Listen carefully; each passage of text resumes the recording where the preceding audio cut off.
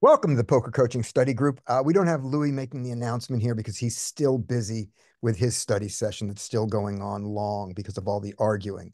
All right, let's play some hands. We're going to see all the cards exposed after we play them. So I'll do the first one. Larry, you're up next. Oh, now we find out. Didn't mean to hit that button, but somehow it did. All right, that's what it's going to be. So a limp, limp, limp, big raise, pocket nines. I think we just fold.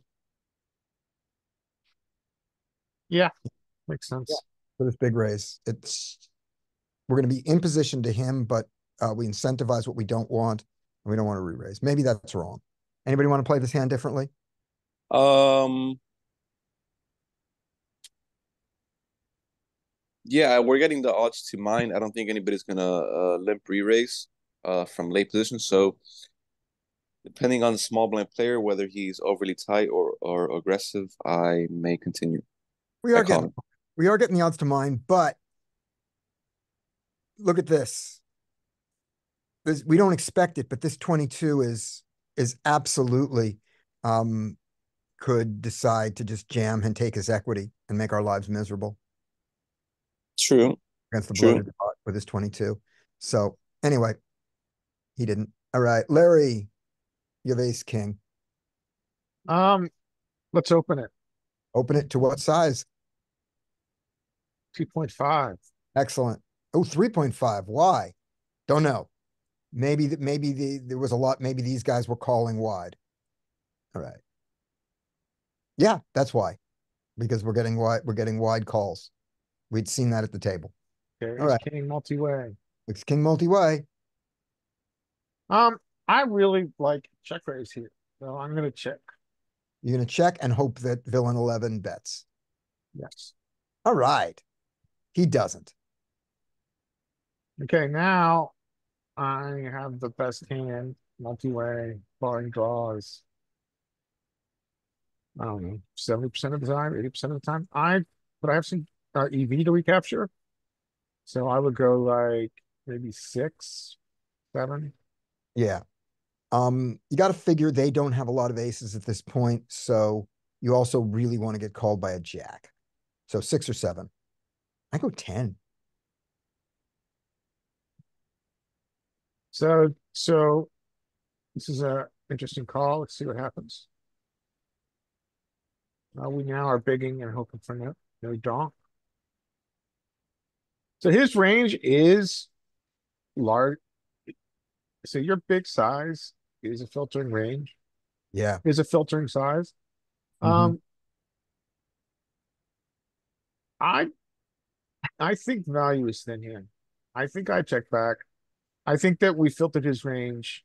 I mean, sometimes it's going to be, this might be poker PTSD. Sometimes it's just going to have a jack or a nine or tens. But uh, I think I would bet here. I think the delineation for me would be if I have a naked spade here, I would bet. If I'm not blocking, if I'm unblocking the FD and the flush, I think I check back. Yeah. And Deal's a little nitty. I'm not sure, but I right, think I mostly check back here. right. And if you bet, what size? I don't think I bet here. If you bet, you've already decided to check back, but if I say you have to bet, what size? Uh, B50 or B75. Yeah, I'd be on B50 because it's so easy for a jack to fold now. I got to make it easy for him to call. Oh, and so I did, and that happened. Yeah. Well, So, this is rarely a bluff, and I would fold now, but I would call maybe with a spade, but I'm folding. yeah. Wow. Wow. Weird. I So, think, yeah, I think I played it wrong. I think I played it wrong, and good for me. We would do want to see this. This guy had pocket sevens, and very quickly, just to go back, just because we said we were going to do it. These were the limping ranges here. So 10-8 limped, ace deuce limped, 5-4 offsuit. Holy crap, limped. And then that's what happened. All right. Skate, you are up, but you don't get to see the cards in advance. You got pocket nines. And the action is Okay. Tiny raise. Oh, and multi. And multi. Okay. Yeah, so I think I'm just gonna flat. I think so too. Um, the flat here incentivizes you to three bet, but the early position makes me hate the three bet here. Okay. Yeah. Yeah, same. So Oh, and I do maybe it. I do it anyway. All right.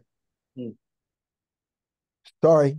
I like your choice better, Skate, because now you have to play after the flop this nonsense. I apologize. yep. So um,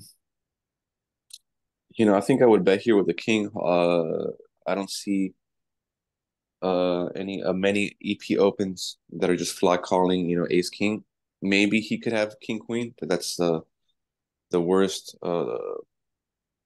uh worst case scenario. So I'm gonna bet. Let's All go right. with 33% or Okay. that. A little bit over 33%. We get called. Okay, once they call, I think I'm gonna do a lot of shutting down on turn here without any added equity. Hmm. So I'm gonna check. Right. And I am going to fold. Right. We don't have a club, we don't have a club, which is a good call. We have a heart, which makes it a bad call. So halfway in between the two. You folded, I called, and then now I folded just to lose more money first. Oh, no, I just lost everything. Oh, Whoa, whoa. another another good misplay by me. All right. Um, and this guy's Jack 10. Wow, what a terrible play on his part. So what made you, a call? Was it like the HUD stats? Was it like I don't know. The hand was a long time ago. yeah, maybe Um, maybe he's been like pulling off moves well, that you got to figure that if he's opening Jack 10 from here, he's been opening a lot, you know. So we have that. And look at this 2-5. Wow. This is a game to be in. I mean, even with me misplaying all the hands, if they're going to start with these opening ranges, my mistakes are not going to be that big a deal. And he calls here. He's just trying to take it away. I mean, yeah, he has two outs to picking up an up and down straight draw. That is true. A nine or a queen is good for him. All but I right. mean, you were thinking around, I mean, along the same lines I was thinking. I was just like, contradicting myself. Like it's hard for him to have ace king, king queen might Yeah. be the best combo he could have right here in turn. So He can have ace king here because remember when he opens from early position and gets three bet, his ace kings don't all four bet. Um, we'll do okay, we'll do a tiny bit. The wizard is back. We'll do a tiny bit of pre-flop here on this, and then we'll go on. GTO wizard. The wizard was down this morning. All right. Down on the weekend too. Yeah, yeah. But it was up on Sunday. So whatever it was. Uh, I apologize for even showing you guys an MTT sim. All right. 9 max. So on this one, in the multi-way one that came before that I thought had some interest in it, which is this one. Our ace king. Our ace king. No, it wasn't that. That I guess it was. Oh, we can't do the 9-9. So I don't know what it was. Doesn't matter. Well, let's do this one. We are on this 9-9. Oh, it's right. We wanted to know after the call. That's what it was. So this is him. He raises and he raises to 2. Not that. Small blind has calls, and our nines, we don't go for a squeeze here. And to the fold, yeah, we don't activate. So this was a bad play anyway. And his calling rate, and then we wanted to see when we do it. No, yeah, I like everything about the hand except for the pre-flop Yeah. squeeze. Yep. So his ace king doesn't do it all the time here. And then if the small blind call isn't there, True, but I mean, they're probably doing it over 50%. I mean, yeah, I yeah. would assume over. So But now when they look, don't do, without the small blind, look at how often it's a call. And look at that sliver of fold. Don't find that sliver of fold. Hmm. But that's what I'm saying, is saying that when you're saying he doesn't have ace king, well, he, maybe less yeah, likely. less likely. And here's his king queen, you know. So Okay, king queen is folding. yeah, on this flop, his only king is ace king and king king. But then again, it's of a percentage of a small range, but it's really small in his range. Or when ace king suited. Okay, so there you go. Anyway, I don't know why I did it. And I guess you could say there might have been some Hudstat gameplay things going on again, because if he's opening Jack 10 offsuit, he's probably already shown himself to be playing weird. And if he's calling this 3-bet, he's probably made equivalent mistakes. Leanne, you're up. And you get ace deuce suited with a poster in the big blind. Your poster checks, and then your big blind, then your button raises. Oh, and now calls. Huh, I guess I'll call. I like it. I don't think this needs to squeeze. Right. Okay.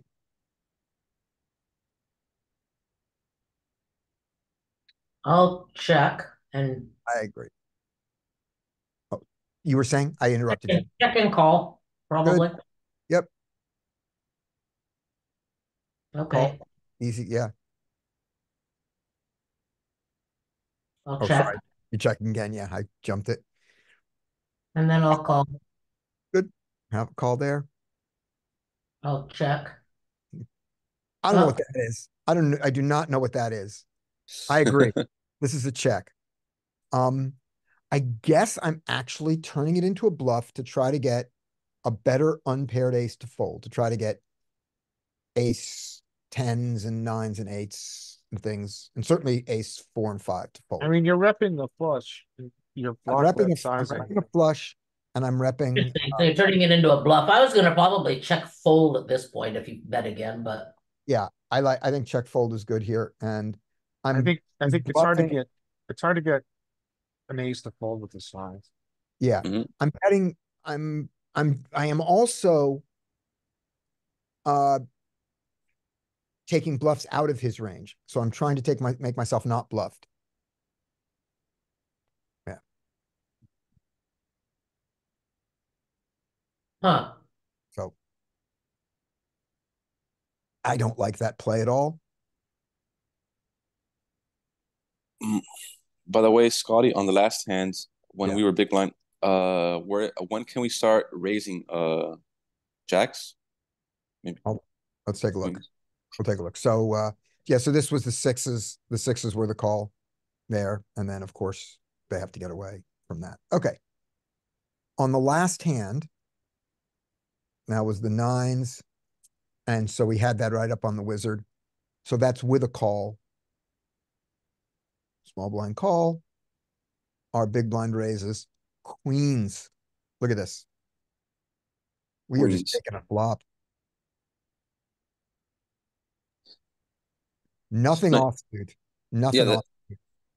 that's what I figured. I thought that maybe we could mix some calls with queens, but it looks like it wants to mostly raise. Yeah, Yep. jacks is, but just nothing here. The usual bluffs here, and then no calls in this range here. All right. Okay, awesome. Okay, we're back to me. And let me turn off the cards and let's see how I play now compared to how I played then. Ace three suited, limp. Um, so in Jonathan Littleland, this is a good limp behind. Suited ace, take a flop in position against this guy. If more people come in, that's fine. If somebody raises you behind and they don't raise to a big enough size, you can still see the flop. you don't have to ISO every single limp. You don't have to punish every limper. But I don't do that. And it's just this is the idea of saying that their limping ranges are so bad that I can do this. He is from first position where tricky limpers live, so that's a little problematic. He calls. Everything goes wrong. The only excuse for betting this is to say I'm c-betting range. Okay, I'm not c-betting range. Great. He bets. I have to call. I can't fold here. Maybe Joey folds here. I don't fold here. It's polarizing, but let's see. If he follows up, he's going to win. If he jams, he jams. And now I'm going to fold. Are you? No, I don't. And now I'm going to fold in this world. Again, a bluff. Wow. Again. Do you have an interesting filter on here for hero calls or something? No, my filter is interesting hands. Okay. And a lot they came out of the there are going to be a lot of 3-bets in these pre-flop, or they're going to be bloated. They're all going to be bloated pots. These are all big pots, is what they were. And well, on the flop, you didn't bet range, right? I think they attack. I think they're like attacking like they're trying to exploit you, right? Like whenever you don't bet in spots, they like take advantage. I mean, these are pretty good players here online. Sure. Well, I think this is a pretty elementary kind of approach in that they've got draws, right? So they're using draws. They've got a combo draw on turn. Yeah. So it's not that bad in the following through. I mean, it's horrible play at the beginning, but then they're like, "Oh, I have a combo draw on turn." And go for it. Yeah, they're making their bad play up post flop, so to speak. Yeah. Yeah, I mean, sometimes what happens with a fish like this is that they make a mistake. Their first mistake, this is our second mistake, calling this ISO. Yeah. And then the mistakes compound. Right.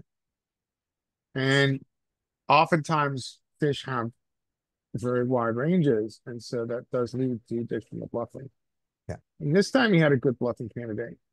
Yeah, he really did. The river, I thought, we'll discuss, we'll look at the river in a second. So if I said to you, you have to have a calling range, you have to have an open limping range, I'm going to say, you're going to have an open limping strategy, and you try to come up with the best balanced open limp strategy that has some aces in it, and and some suited connectors that allow you that you want to play that way. This queen jack wouldn't be in it. So open limping is bad. And if you have to do it, this is a bad hand to do it, especially from this position. So that's a mistake under any theory of poker, I think. Then when you have an open limp strategy, all these hands are the ones that fold, right? All the dominated ones. So that should be a fold. Here, sure. And I guess now he says he's putting me on an ace. And can he get an ace to fold? He turned equity. He rivered equity. He should check.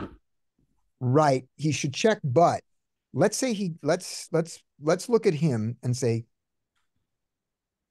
that against my raise, what am I calling this polarized bet with? I'm calling it with an ace, rarely a king, sometimes a king, but an ace, and a single diamond.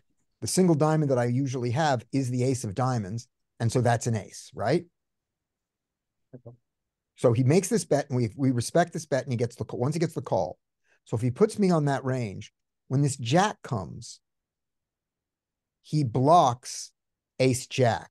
So he blocks the two pairs. So he uses his jack, if we want to give him the most thinking here, to say, I'm still a singleton ace, and he can get a single, and maybe he can get a singleton ace to fold. So that's the argument why the jack doesn't make it a check back, because the jack is not value. He has the queen of diamonds. I don't, what hand am I raising him on that his jack can beat if it goes check, check. 10-10? Probably not. Anyway, so if we give him all that thinking, I guess the jack is a good card for him. I don't think he thought that much. And I cannot justify this other than that I like chips. That's a good justification. You know, Yeah. it's funny. Online, I would fold that for sure. But Mhm. live, I feel like people, I don't, maybe it's just because I'm a middle-aged woman, but people try to bluff me a lot. I And believe it. and I tend to call them down and online. I mean live. And then but online they don't know who they're playing. They don't know they can't profile or whatever. So I would tend to fold that. I would think that the combination of age and gender is going to make them want to bluff you and push you around and think that they can. Absolutely. So, Yeah. yeah, I believe that. All right. Larry, Yeah, this is your hand. so let's see what happens. 3 big blinds.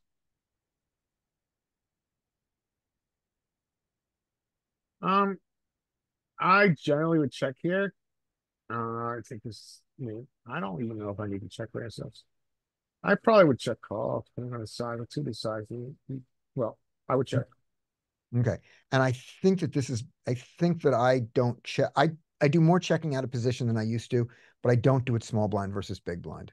Yeah. But I do. Good point. He bets. You could do either here. I don't know if you want to blow this pot, float this pot. I think Could do either. I do that one. it's fine. Yeah. He calls. That's a really bad card. He's got a filtered range, which includes a lot of FDs. I generally would check here. I think Salvo would check here too, frankly. Did you notice we picked up equity? Uh, Better I queens? do now that you pointed out, yes. Yeah, against better queens, we picked up some, but we also lost a ton at the same time. All right, so we check. He checks behind. This feels like a really good bluff catch here. A bluff catcher or blocker. I would generally bluff catch. So he chooses big size. And he's chosen a line that I think generally is overbluffed, and you are in a position that is overbluffed. Configuration is overbluffed. The very large size, though. It's like a But there's something about the size. The size is large because of the check raised flop, but relative to the pot, this is a common bluffing size. That 3/4. Yeah. That big enough to get the job done. Generally, I would call here a lot more in blind versus blind in the other configuration. But I think I'll probably roll this, frankly, and I would probably call 60% of the time, hold 40.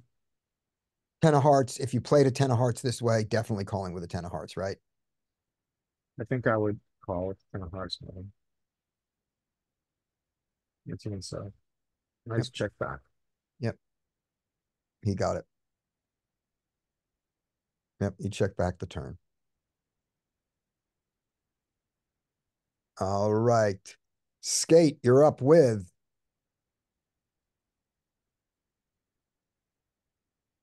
Actually, Larry, since that one is such a basic one, let's throw that one in the solver. Okay. We'll Can you show me the solver's the back? run out? Yeah. I'll give you the hand.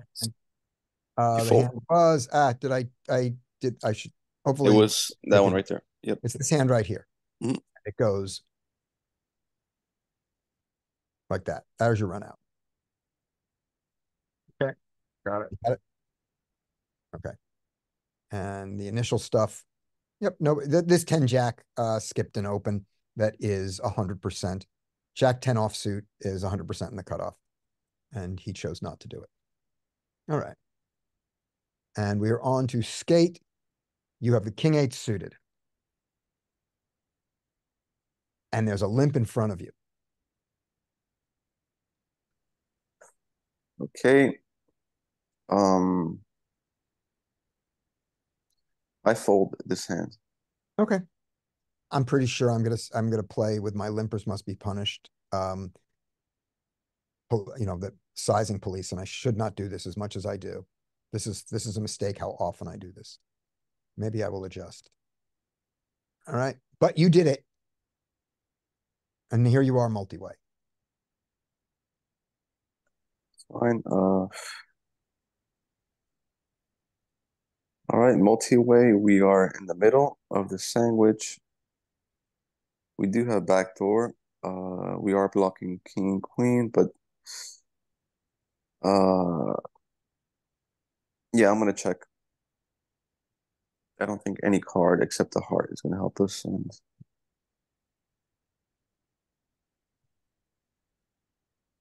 okay, I'm going to gonna fold. I think a What about a fold. check raise here? Yeah, I would want like maybe like king nine suited. I might think about it, but Okay. This might be a little, that might be a little ambitious. I yeah. think I have zero check raise bluffs in this, him betting into two players and betting this size. Okay. I think I'm not gonna be balanced here. I think Yeah. I'm gonna check raise the biggest, I'm check raising sets and king 10 and queen 10. Maybe over pairs, maybe not, but I'm I'm gonna check raise queen, two pair and better, and the massive combo draw, jack nine of spades, king jack of spades. I don't have jack nine of spades in this situation, but I do have king jack. Maybe that's I think my only bluff is like king jack of spades. Okay. All right. Except for this, then there's this.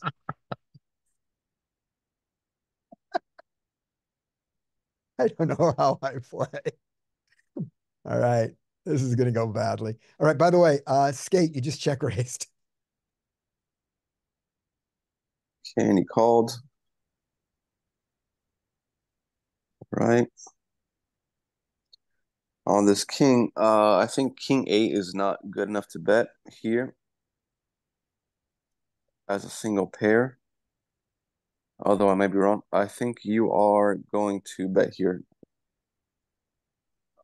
considering the line you took. So you're probably gonna go like 25. Yeah. Or that. Yeah. I've decided I'm willing to go all in with this hand, obviously. Yep. When I do this sizing. So I'm not folding now. Nope. And he shows queen 10. No, Pain. Such pain. bad play, but Well, when he did it, he he got had rewarded. straight draw, True, true. you know. So that hand hurts because it's like this is kind of a misplay, every street on this is kind of misplayed, except I get lucky and then it's like, oh, you're saving me. So this is why, by the way, this is why I'm doing this so much, is because people are limping this kind of stuff. But what's I mean? You thought you had the best hand, and you did. Well, so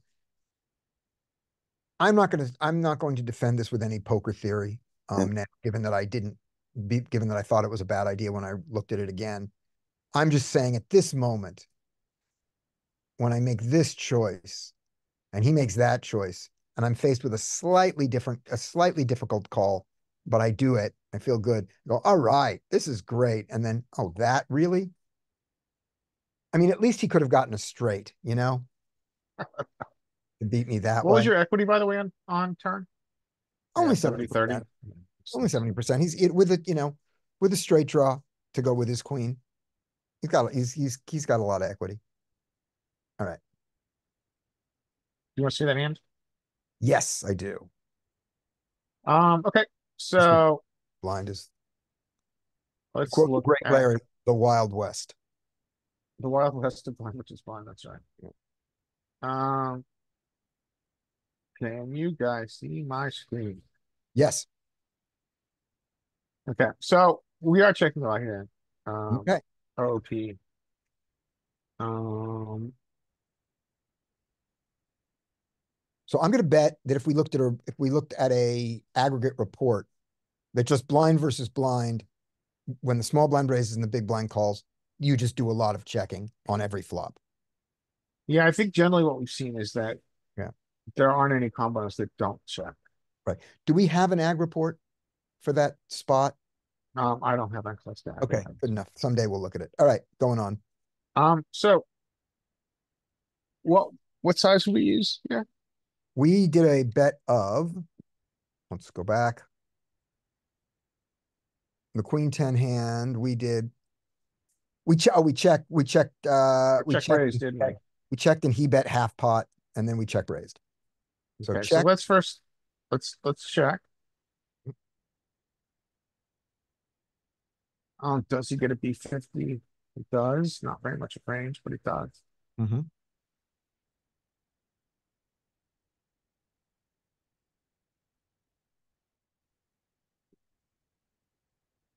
And our particular queen 10 is going to be diamond spade. Yeah, 5-2. So how much is he supposed to bet? How much is well, I don't know if he has fun. He does, and he 5-2 mostly checks. He gets Yep. to bet it. Okay, so that's 50.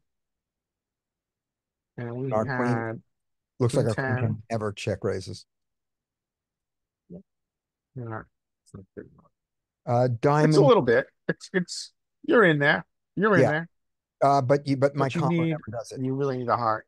You You want to need a have a heart. heart. You want to block this continues. Yeah, you need a heart. Okay. Well, a combination blocks continues in the backdoor equity. Nine So, o'clock. but let's just see what top pairs do. Yeah, this is a very under check raised texture. Yeah. I'm not, I mean, we can postulate. My postulation is that there's locked up equity on this Yes. and that ranges are so wide. He has 10-7 suited. He has 10 jack. 10 jack. He's Yeah. got tons of stuff. Turn bring the ace of diamonds. So, we'll use the check raise and see who's supposed to call. But you're just not going to have that. This Oh, is sorry. kind of Turn going to brings the break six of it hearts. because you're just not going to have any top pairs. Yeah. But what sides do you use to raise? I check raised to about 8. I check raised to 8.5, so make it 9. What are his flush draws doing? Does he have any flush draws he's supposed to? He doesn't ever pull the flush draw. But OESDs open in straight draws, like the bottom of them, they're out. But Yeah. 7, the wrap here, it's 6, they're in. And I guess he's never betting the better ones. So, he calls. Turn is the 6 of hearts. Let's see if he has traps. Well, let's see what I think you have to check here. If you have any top pair, you're just gonna check. Yeah. I just check range here. Well, with top pair, you do. Yeah, yeah. Oh, I'm sorry. Yes. Okay, so what did we do in game? We checked. Now, does he ever have traps? See, I would imagine he's gonna have traps. But I don't know if he's gonna have traps this high up. Oh, he does. Look at his low flushes. It's not those low flushes, Yeah, thought maybe. but the queen, the 5-3 is the same as the 5 deuce. He's got checks. Yeah, he has traps. He has traps at the bot. Well, I guess they're not traps. They're kind of a little bit shook. Notice, Yeah. he's checking more down here. The very top. He is checking. So, And I would rather bet the low flushes to protect them from the flush card coming on the river. If yeah, I'm going to check back some flushes. So like we could play like ace nine. Well, we could see it here. It's what solve the things. Not that. It's like there. Watches. Right down. Yeah, so it's doing kind of the opposite. Yeah. Finding more defensive. Right. So Ace of diamonds, river. check. It's down the river. Have any top pair here?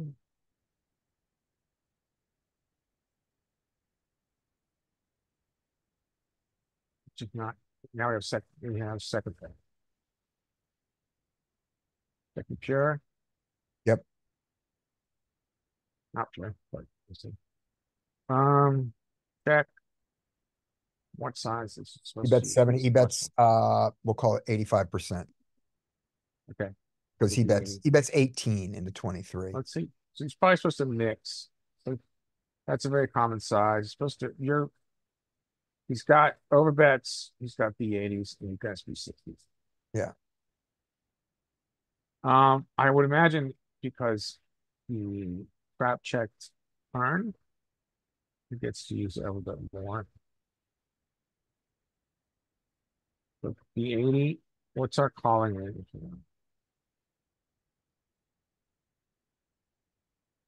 You're gonna have to have a blocker, I think. Yeah, that's what it is.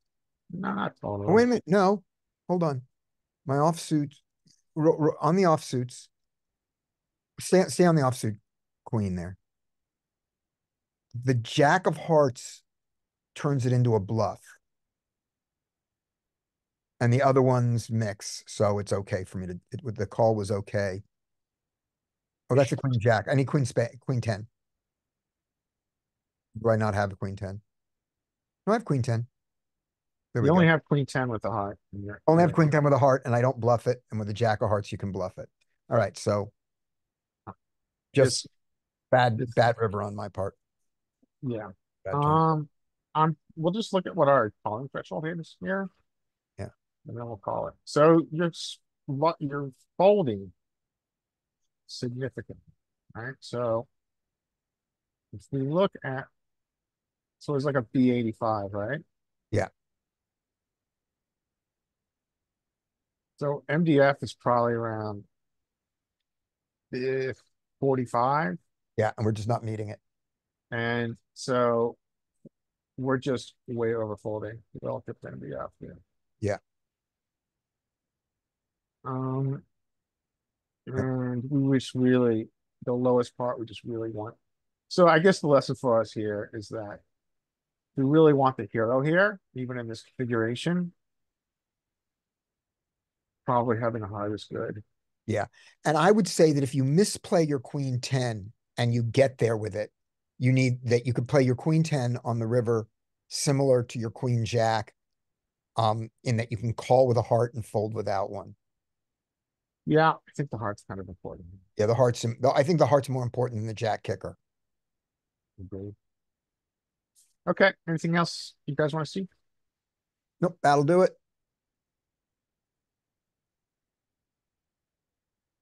All right. Here we go.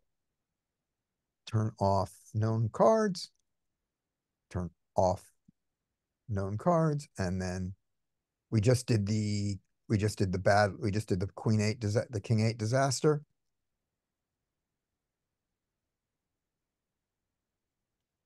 And now ace 8 offsuit, which is going to be Leanne.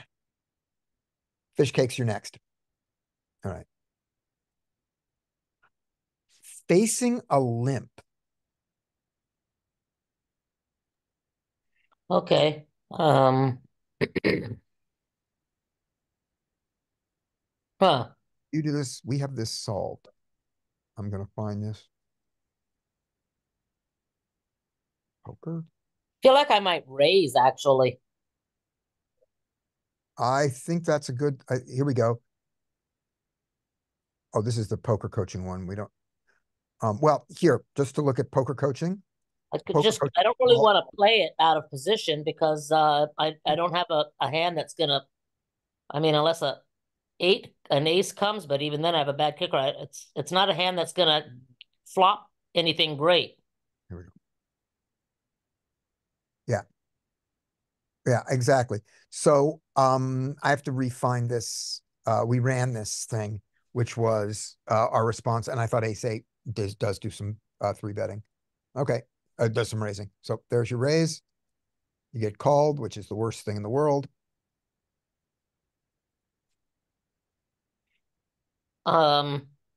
I guess I'll check this and play it as a marginal made. Okay, as opposed to any sort of three bet, C bet, because it's not really a three bet. Okay, Yeah, check. He bets big. he does bet big. I'm gonna have to call it. Note his stack size. Oh. Um,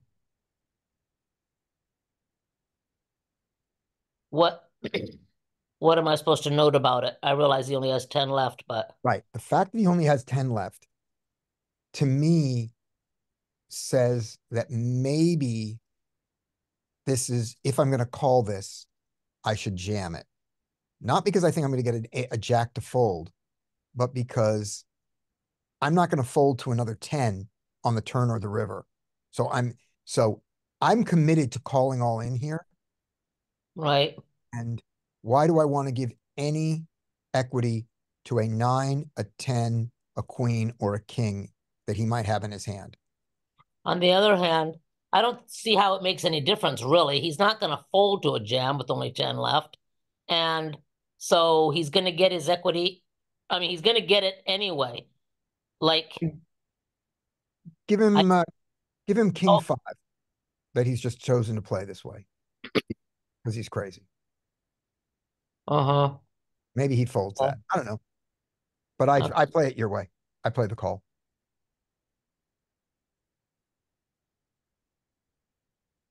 Um, I'll go ahead and check and let him bluff or something. Mhm. There we go. Okay, I'll call it. Yep. Didn't matter. He won. Matter. We were dead to everything, no matter how we played it. Okay. Fish cakes, you are up. Oh, and just to do a quick, what did these guys fold here? The only way to play that there was to check and hope that he's bluffing because betting out doesn't do you any good. Oh yeah. Yeah. There's no. Okay. All those folds are good. The only bad thing is he shouldn't have only 30 big blinds, and when he does, he should raise that anyway. And then he doesn't make as much money. But if he plays it correctly, he makes less money. Yeah. Fish cakes. Okay. That's a bit loose, but we can raise this sometimes, I think. Low frequency maybe. It exists. I think it's actually 8-5 is it's actually pure Ready? wizard. Yeah. I'm not gonna look. I'm just gonna claim that it's pure. 8-5. Prove me wrong, people. All right. I believe you. I don't know. Oh, This is a very weird array. So I mean, this is like literally bottom of range, and Yep. we will have folds. Yeah. I don't think this is a hand I would turn into a buff either, because it's not really got good blockers. Mhm. So probably just fold. Right. I totally agree with you. Except now look at one thing. Against an 8 big blind playing in Yeah, I position. still fold. Okay, that was the only thing is when he only raises to 8. Yeah, but we're still gonna have a folding range, right? Yeah. Because they raise small doesn't mean we get to call 100% of range. No, that's true. You're right. You're right. It should make it wider, but not that much wider. If we're gonna fold anything, it's probably gonna be like the I don't know, absolutely the lowest, like offsuit ace-x and maybe some of the trashiest offsuit combos, but I don't think we can continue. Yeah. This. So this is so the idea of adjusting my calling range because it was so small makes sense, but At the same time, at the same time, just looking at this, looking at what the button's raising range is. Oh, sorry. I should have folded it pre-flop. It was the 7-5. Yeah. Yeah. So I can still fold all, I can, if this is the normal, It's still probably profitable. Right. Like it's sort of like break even maybe against the population, but yeah, if this is the normal folding, then you could maybe just fill out all of these partials when they go small. yeah, that's- we're jumping like super like far out to be able to call the ace five, right? I mean, you can work out the maths of like how much theory would probably call versus or fold versus the 8 big blind, but it's still probably going to be at least like I don't know, Yeah. 20, Yeah, 30%. yeah. So I think probably an adjustment of just take every partial and make it 100% call. yeah, that's probably good enough. Yeah. I mean, you could run a custom sim and find out what to do against an 8x linear range, but let's go to post flop anyway. Yeah, but all these are folds, and therefore this can be a fold. And I don't know why I thought it was. I don't know That's why. okay. We'll play it anyway. It's obviously because I was obviously thinking of that range. Yeah. I mean, to be fair, it's not gonna be bad because Yeah. Okay. like super bad. I think. Right. Let's see. But now, having made this mistake, Do you want to continue 8-5? I mean, the only way we can continue this, in my opinion, is raising. But yeah, you probably could, but I'm not sure I would because I just think the range is it's got some like, but yeah, you could probably raise this. It's like an exploit, but I mean, in theory, it's probably not going to raise at all. But I just fold, I think, again. That's this 3-betting range. I don't think I want to raise. Yeah, and I don't like to call either. Then again, we're going to have so many better hands, right? Yeah. Oh no, it's again, it's against a small thing. Against the small bet, do you have to call? You're gonna have and I have I have two back doors. Yeah, but I mean, look at the rest Right. of the rest of your range is so strong, right? Yeah. Your free bet calling range is gonna have much nicer hands than this. You're gonna have like hands around the queen as well that are back doors, not just on the 6. I mean, you have like 8-7. It should be only have one over, like I don't know, 8-7, Over 9, doesn't 8. count. Oh yeah, over is okay, yeah. Because we have pocket pairs to we have like actual backdoor nut flush draws, like king high flush draws. We've got like a backdoor like 8 high flush draws, not the best. Yeah. I don't like to conceive it. It's a nice turn though. So nice turn. He checks. I would just bet here versus the check. I'd probably go like 50%. It's probably just enough to get into. Okay, so I bet a little big.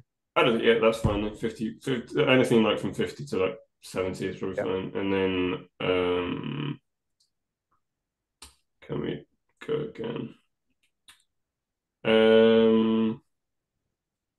I could probably just rip it.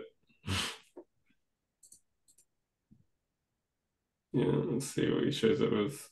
I'm not sure what that one. Oh, I bet what it is I bet that after the rake, this was exactly 63.80, and I just threw in a pot. I rather than all in, just hitting the pot button. Okay. Yeah. All right. Before we get called by queen. Yeah. Yeah. So that's yeah. It's a very crazy hand. Larry, you wanted to see an attempted red line? All right. Okay. And good. All those folds. I should have just fold. This hand should have just folded to the big blind. I think that's the easiest thing. Not folding to the big blind. It should have been a fold there. Should have been a fold there. That's where it shouldn't have been a fold. All right. I have ace king suited. Maybe I'll play this one better. There's a raise. There's a call. Well, we're definitely squeezing. And so we should squeeze to 9, 12, 15. So go to 15 at least. 15 exactly. Okay. I respect that. Hit called in both places. All right. We got a hit. We didn't hit. But neither did anyone else. Ace King here could be the best hand. They easily, one of them could have a pair. If they have a pair, they're not folding it. Any pocket pair. So I think a check is probably best here from out of position. Plus, you could also just say that three-way, you just check range. So even with me being the initial rate, although three betting three-way, yeah, it still probably has check range. So I check. They don't have a lot of pocket pairs now. Don't you think?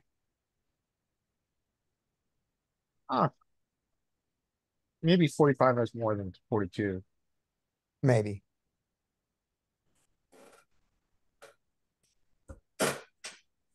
I think that they are low on pocket pairs now.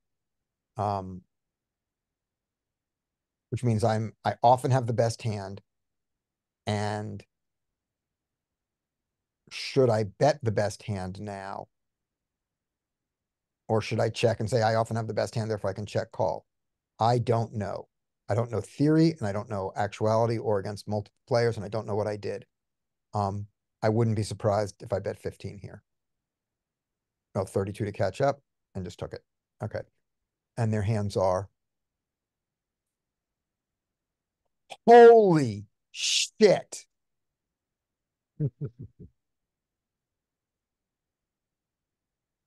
My analysis could not have been more wrong.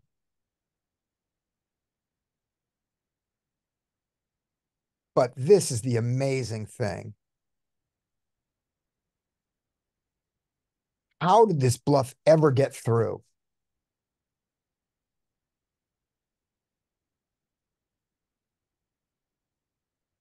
This is my choices. It's weird. The 10-10 for is pretty crazy. Yeah. Are you not entertained? Can you show me the pre-flop again? Okay. They folded. See the exact action. A raise to 3 big blinds. Perfectly good.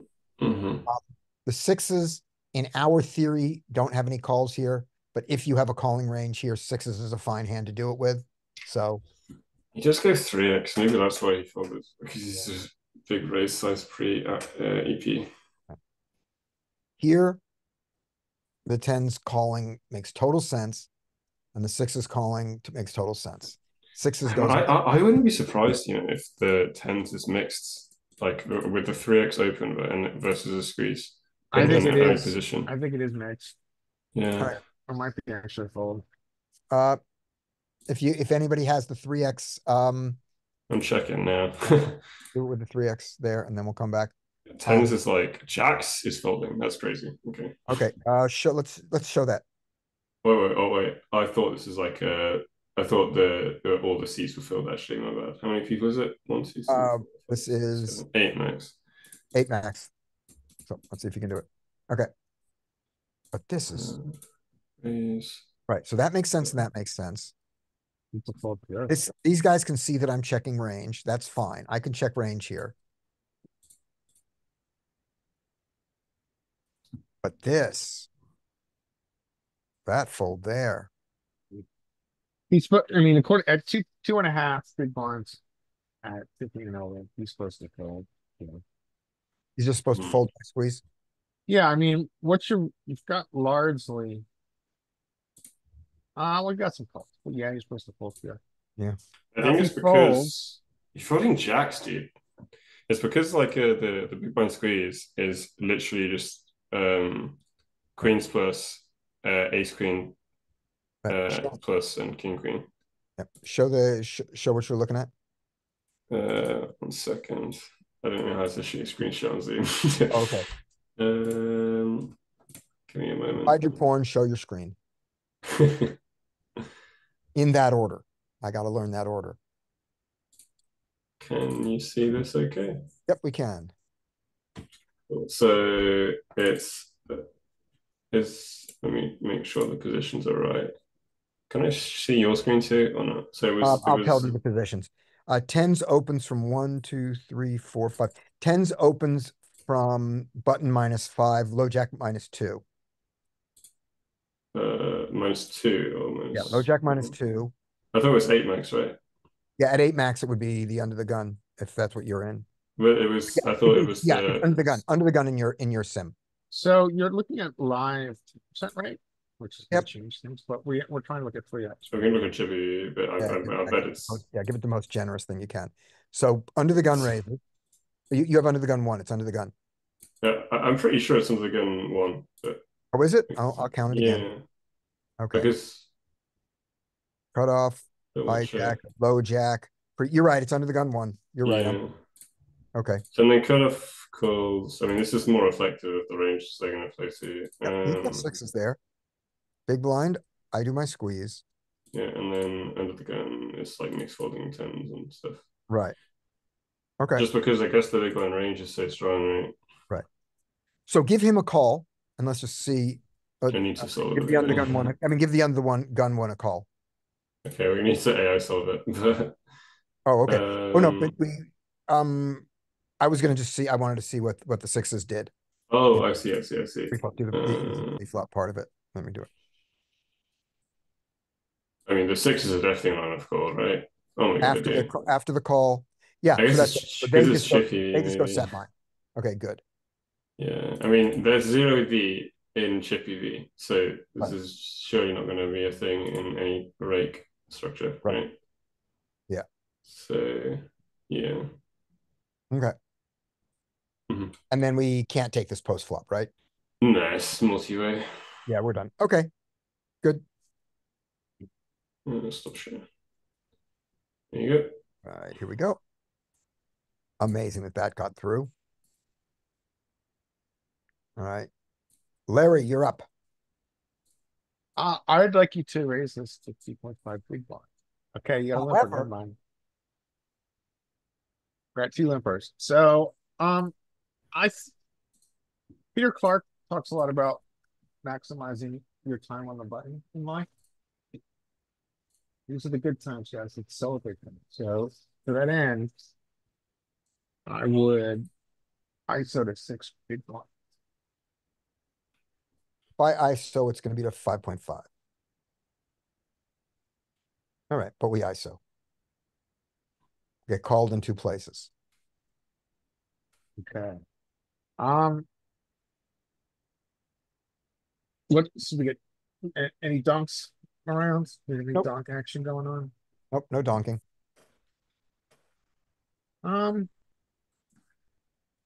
2 callers.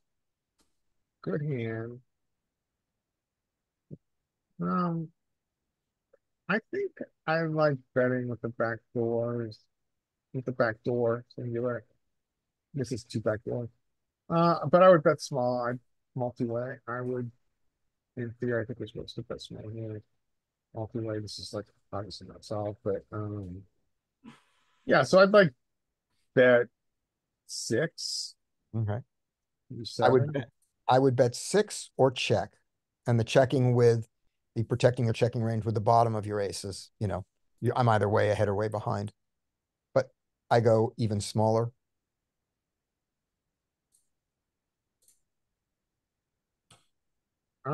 So I think now we got okay. No, he donked. Common. So this is a huge bet. If he is essential. So he's repping a turn 2 pair. He's repping turn 2 pair are trap queens. This is highly polarizing. The texture of this board doesn't lend itself towards any bluffs. Rainbow didn't bring in any draws. Except maybe around like Jack 10, King Jack, King 10. We're never beating value. We've got a pure bluff catcher. We don't even beat the hands he overvalues because the only aces that we can beat are ace 3 and ace 5. Yeah. So we can expect him to shove river Yeah. We at a can, very high frequency. yeah. Uh, And so we have to ask ourselves, is this, I think the next question is this underbluffed or overbluffed by a donker on this texture? This is highly polarizing, and I think he started as a broken stack, right?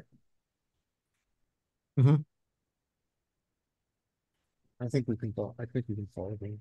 Right. So all of that makes sense. And then the following thing about his story is the part that doesn't make sense to me, Story doesn't make any sense. which is when he has a hand that is deserving of this, which is two pair plus. Why is he trying to get me to fold now Yeah, before I put more money in? yeah. Problem is that a hand that would make the mistake like this could easily be a7, which does have me beat. Yeah, So it's a tough what do I spot. do? Generally, I think I decided the story doesn't make sense. okay, that's a fair. I mean, this texture does not lend itself to any. There's no there's no draws here really, except maybe around, like I said, king queen, Yeah. king jack, king ten, like that. And Jack. when I do this, I'm committing to call that other 30. Yeah, you know it's a straight card. Good play. Check back. As I said, the only hand that makes sense is a7. What a strange life choice you made. Yeah. Uh, I don't remember this hand. I And just we are and pipped. now I looked at it and went, the only hand that even the only hand that could misplay this that plays wrong this way is a7. Problem is it beats me. Yeah. Um, I think a fold is appropriate. I think. Yep. It's just now we're just so far off Nuffle that just sort of such a weird choice. It's not, and it's not, it's not exactly Nuffle because first of all, he does the weird open limp of it. Yeah, And we then, don't get to think about this in a Nuffle terminology. yeah.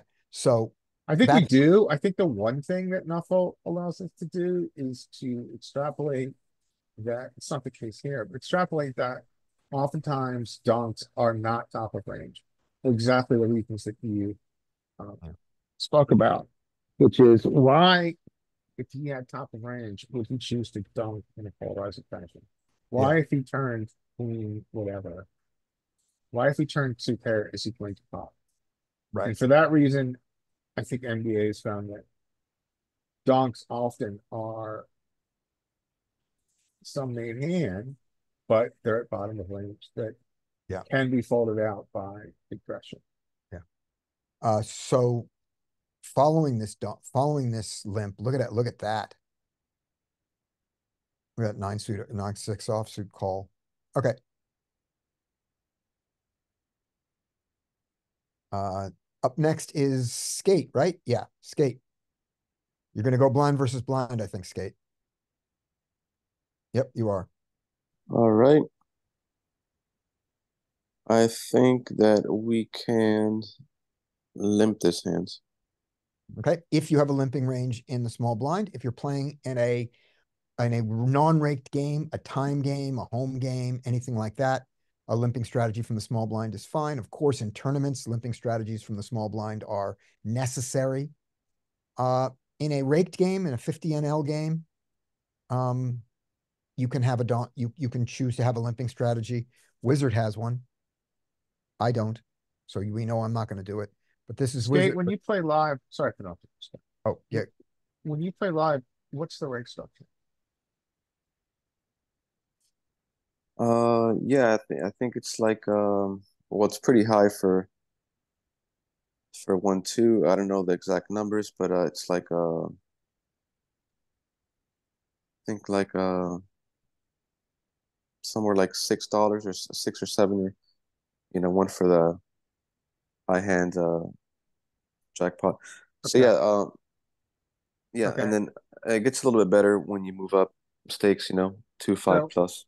Yeah. so I'm gonna assume there's no rank if you win free.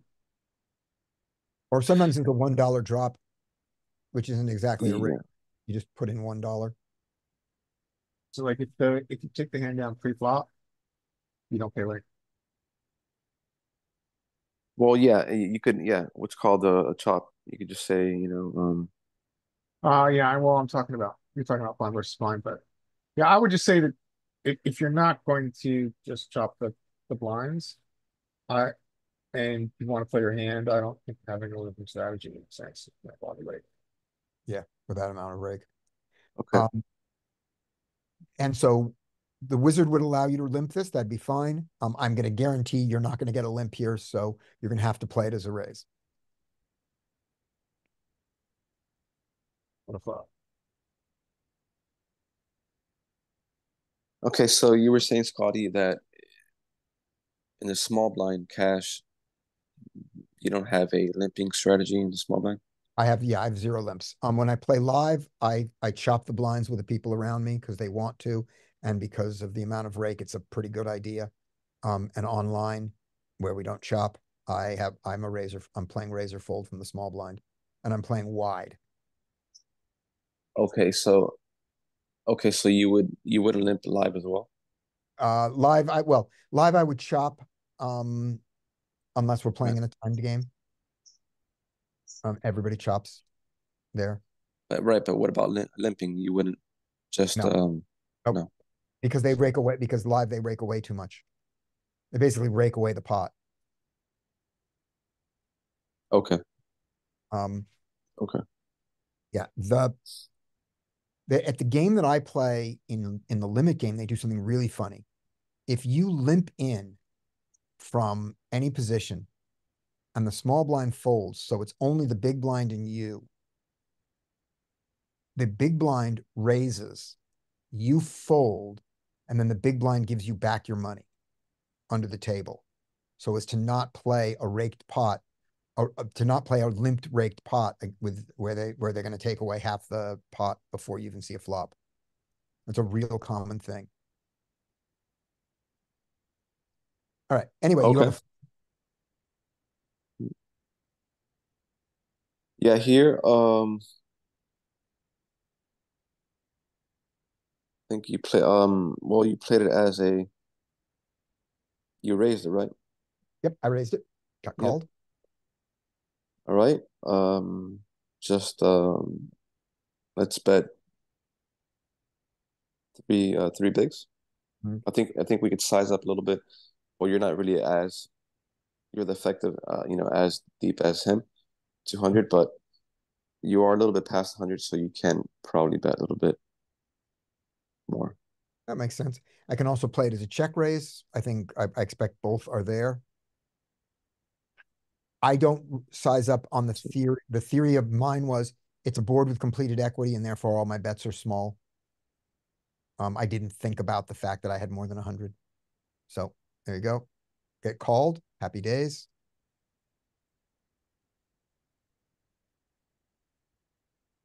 Okay. I think you're gonna bet like 7 or 8 here. Yeah. Yep. Yeah. Sounds good. Maybe even 10, maybe even 12. Yeah, you could. 10. Okay. Still happy.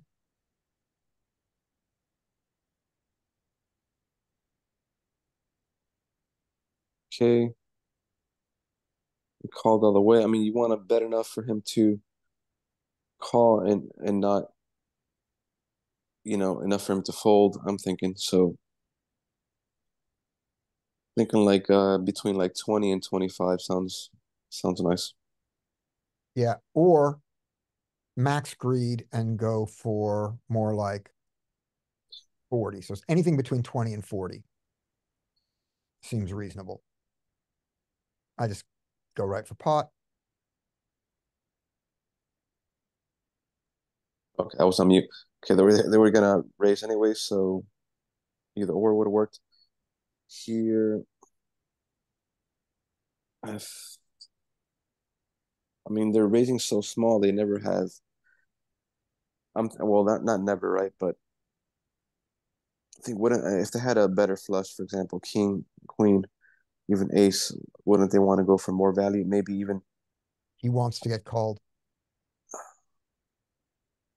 yeah. But I mean, so Or a boat. Yeah. uh, that is true. There is a boat on the board. So I mean, you're right. That leads me to first I want to raise, but yeah, I think you could just call. Yeah. I don't see myself folding here to this ever. Deuces, of course, I was going to say that, but Yep. I mean, could have been could have been quads. I mean, could have been I whatever. was thinking something. It seemed to me like there could be something to be said for checking the turn. Bet the flop 2 or 3, and then check the turn to kind of induce somebody to say, "Oh, they made a stab on the flop, and now they're done." Induce them to bluff. Not bad. Might be a little, might assume that this is not a board pairing card for it for a second. So where you still have, nothing came in. That makes some sense, but it might be too cute by half because all of their non-flush hands are marginal, right? And if they're a good player, they won't bet their marginal hand at you. They'll be willing to check it back. When they have a singleton spade, you're giving it infinite odds to draw to. And when they've got a straight draw and they bet it, you're really happy. So those are the competing things. We could certainly look at this one in solver. This one's straight up solverable. So yeah, let's do that and see how much it does, it does any of that. Both on the board pairing card and the non-board pairing card. Yeah. I again wouldn't think that it would do it online, probably. Yeah. Maybe live. Yeah. People like to bluff. Yep. But boy, yeah, he desperately wanted a call. And I mean, that's the one thing we could see is he wants a call with that. All right. That was skate. Leanne, you get to do the next hand. Oh, you get aces. And Larry's going to run that one. So we'll see. All right. Larry's gonna run what? Oh, you're going to run this one, Larry. Let me run it out for you. We're going to run this one and see if we ever check the turn. My assumption was that we check the flop with the intent of check raising it with our spades, somewhere between 35 and 45% of the time. Mostly we bet it, but sometimes we check it. And then Leanne was saying, do we check on the 4 here? And I don't think so. Yeah, I don't think so. I don't think we tell that story, but we'll find out. All right. So with that in mind, you have aces. And you get a giant open, a 5x open.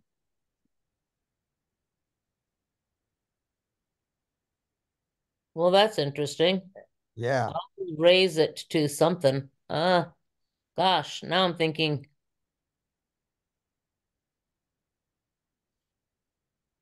15. Yep. I sized down from 20 or 24, 20 or 22 because of the big size. I sized down a little bit, but I didn't size all the way down to 8 to 15. Okay. But we get the extra 3 bets. He There it calls. Okay. We have Now ace. I can bet and hope he's got king, queen, or maybe ace, king, or something. Yeah, ace king would be nice. But yeah, I'll bet again. Also because I'm going to usually bet that flop anyway. So Right. I'll bet maybe about 15 again. Okay. I'm going to go smaller than that.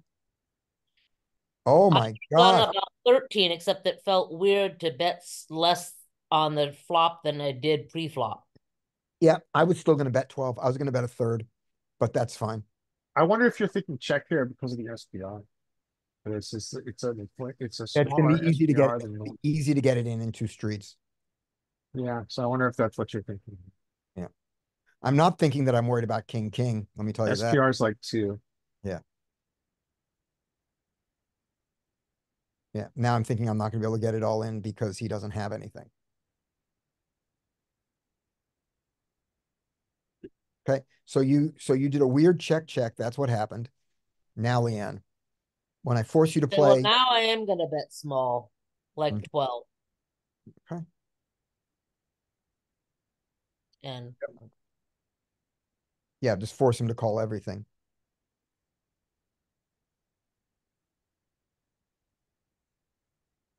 and now I'm hoping he doesn't have that king queen, but I'll go ahead Oh, and you bet. love the king, queen. You love king, Oh, queen. oh, I didn't see those 2 threes. Okay. Yeah. Yeah. Okay. Okay. Uh 20. But if he had king queen, he would have bet on the flop. I'm gonna bet I'm still gonna bet small, I think. 20 maybe. I think I'm going to jam. Oh, Hmm. how about 20? How about 20 exactly? And he didn't Oh my raise. goodness. Wow. Right. Oh my So goodness. I don't think we ever get him off this hand on any street.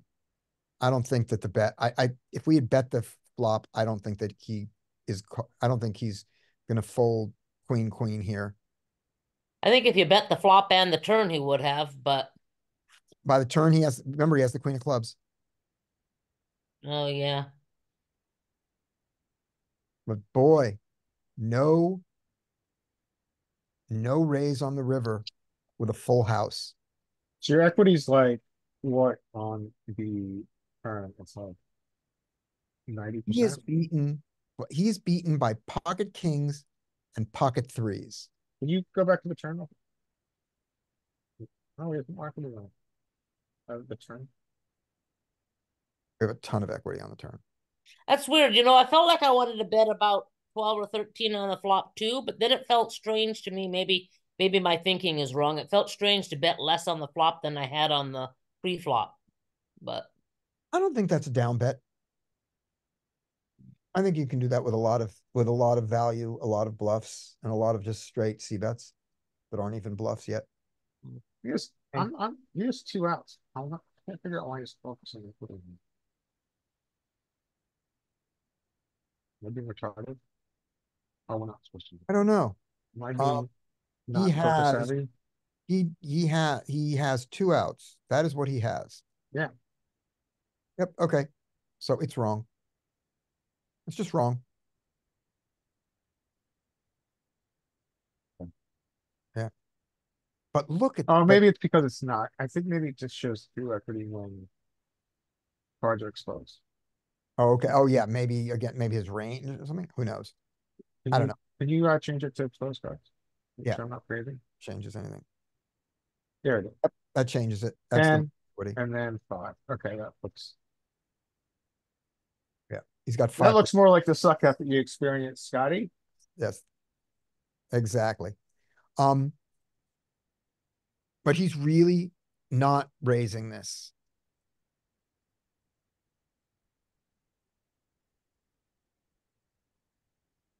Because let me tell you, That's with the I queen would call him blocker king, with good the after queen.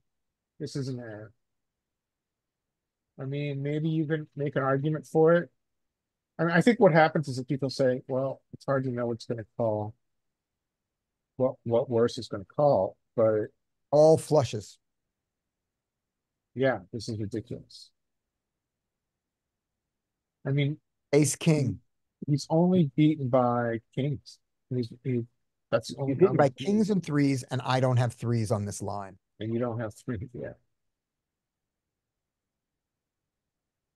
Yeah, this is an F. Yeah. Boy, am I happy. Except this is a nit, but but this is not pre-flop nit. I guess this is pre-flop nit.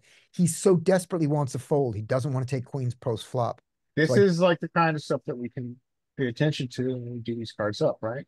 Yeah. So this is common that nits are going to, well, let's see. I think I have heard that nits sometimes use this here size. Yeah. Because they're very motivated to just take the pot down, and they are also more Yeah. uncomfortable multi-way. All right, let's see that last one. Okay. I mean, if you were villain in that spot, would you not have raised the river? I would have jammed the river, Right, 100%. right, with queens. 100%. Yeah, 100%. And lost to pocket kings and said, oh, well. same. Yeah. Okay, And this I is the would- monotone board where we flopped it. We have 10-8 suited. Yeah. So So let's look just at look that. at, Look at all that checking. yeah, we're just doing tons of checking. I think this is Now put up just our play. We have a high check frequency in this configuration. right. Now just show our flushes.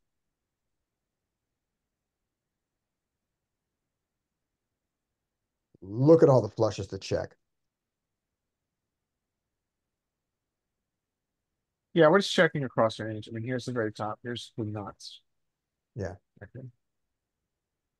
And then if I Um, check, do all the how much of the flushes, which flushes don't check raise, they just check call when we check here. This is most common size. Most common size is a small size, which we can expect on a monotone board. Common heuristic, small size as monotone board. Yep. And to expand that heuristic, small sizes, completed equity boards. So flush draw, so paired boards have completed equity, flush boards have completed, monotone boards have completed equity, and so do boards that have an easy straight on them. All right. So he bets, and we don't raise at all. Yeah, I mean, this is, I've talked Whoa. about it before. Blind versus blind strategies, kind of like this unicorn. In theory, I had no idea.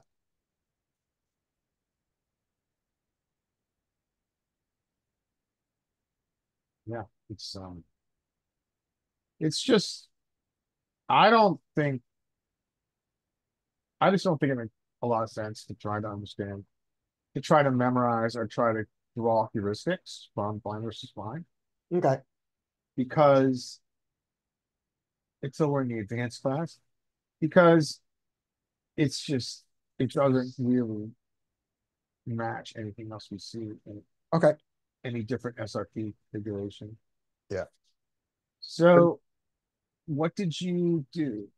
I bet flop, bet turn, bet river, and got raised. What side did you use on flop? I did this. Let me go back to the hand. Here we go. I bet 2 on the flop. So I bet 33% on the flop, pot on the turn, pot on the river, and got raised. So all of his sets, which he's supposed to do, he doesn't have any. Yep. Yeah. And he had no raises at all, right? Across the range? No. Right. I wonder if 4 diamonds. poker sites, when they're trying to figure out if someone's using GTO, they're using RTA, if they look at their blind versus blind play, because it's such a unique animal. Yeah. Okay, so you polarize a lot. Well, no, that's not true. You still have better small. What do you do with your flushes? It looks like the better the flush, the bigger the bet. But Right. the other thing is that the hand board doesn't slow you down. Right. So roll over the 10-8 suited specifically when you get a Okay. chance. And I think that since they don't have 100% size, I think the 75 is represented. And is the 125 represented at all? No, No. Okay. So mostly it's not mostly represented in the range. okay. You know what would be interesting? Let's see if this is, let's just make this weird diamonds. Let's see if we get a that's not on a compare board. No, it does not. Yeah. So I took the 75 in solver.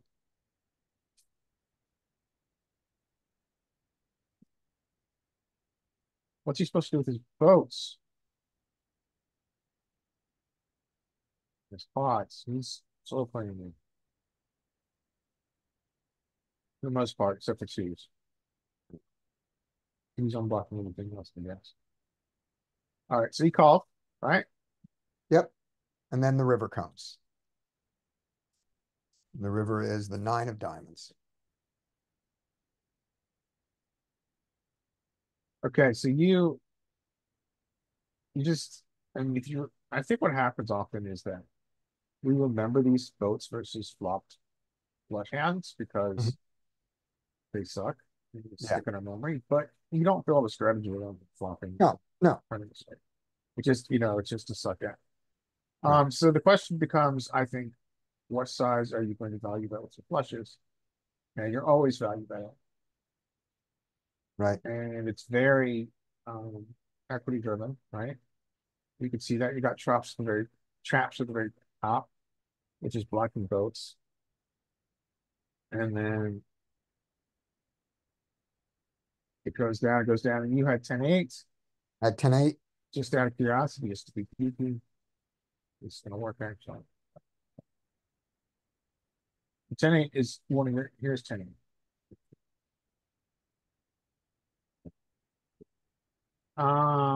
There's 10-7. It's down here, you've got 85% equity. You value betting it here. Yeah. And I bet it. And the size that I want to bet my 10-8, that's 10-7.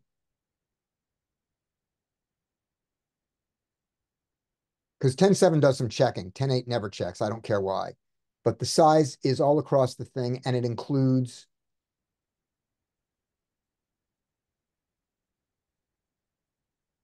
mostly, is that mostly 62%?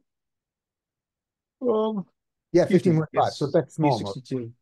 But let's take the 88 because we want to bet because I bet pot and see what you do now with a min raise.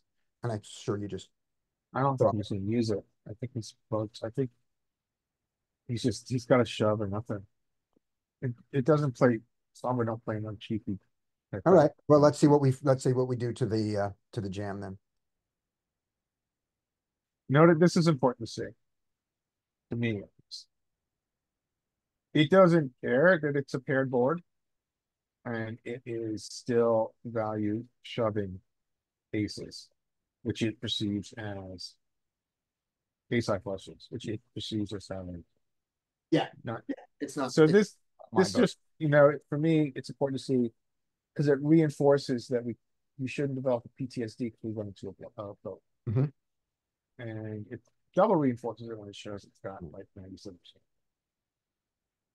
Strategy. Okay. He shoves.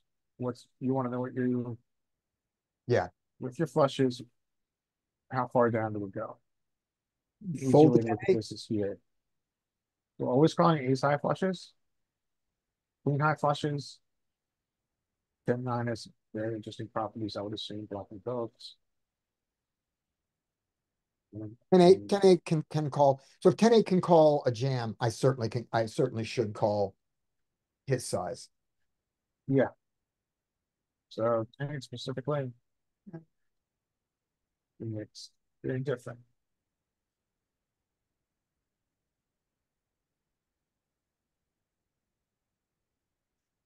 So his size, it makes sense to me. Yeah.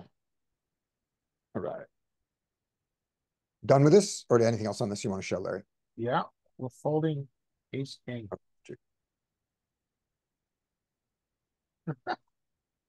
What is going on here?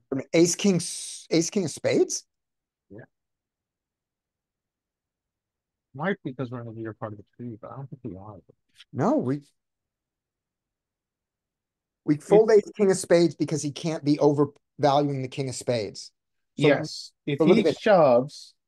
Right. We call ace 10 of spades, right? If he shoves, his only shoving range must include ace of spades flushes and king of spades flushes. Right.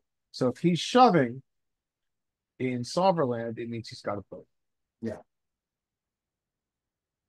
Don't try this at home. That's overspecified. That's what happens when you play this hand a billion times and has no relation to humans. Yeah. But it makes total sense. how it, It does make total sense, and you understand why, yes. because it's blocking his value shoves with flushes. So the only value shoves he has left are boats. But I question how much that can make sense with me. Yep, I agree. All right. Okay, here we are.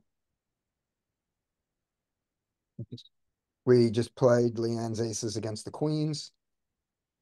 And you got pocket and fish cakes, you got pocket kings. Congratulations. Nice. So let's open them. Okay. Oh, okay. Never mind. Let's raise this guy. Okay. What size? I'm probably just gonna go like 6 here, maybe 6.5. Yeah, I go 4.5 is my standard. Yeah, I just want more money from the fish. Yeah.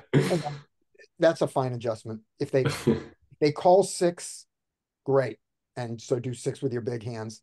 And then on a hand more like one of your 3-bet, on a hand like, do you have King 10 suited there? Are you going to 3-bet King 10? Are you going to I'll ISO raise King 10, yeah. Yeah. And are you going to do that bigger to try to get folds, or are you going to keep that at 6? This is always tricky, right? Ignition is this like a Zoom pool or it's like anonymous? This is a regular.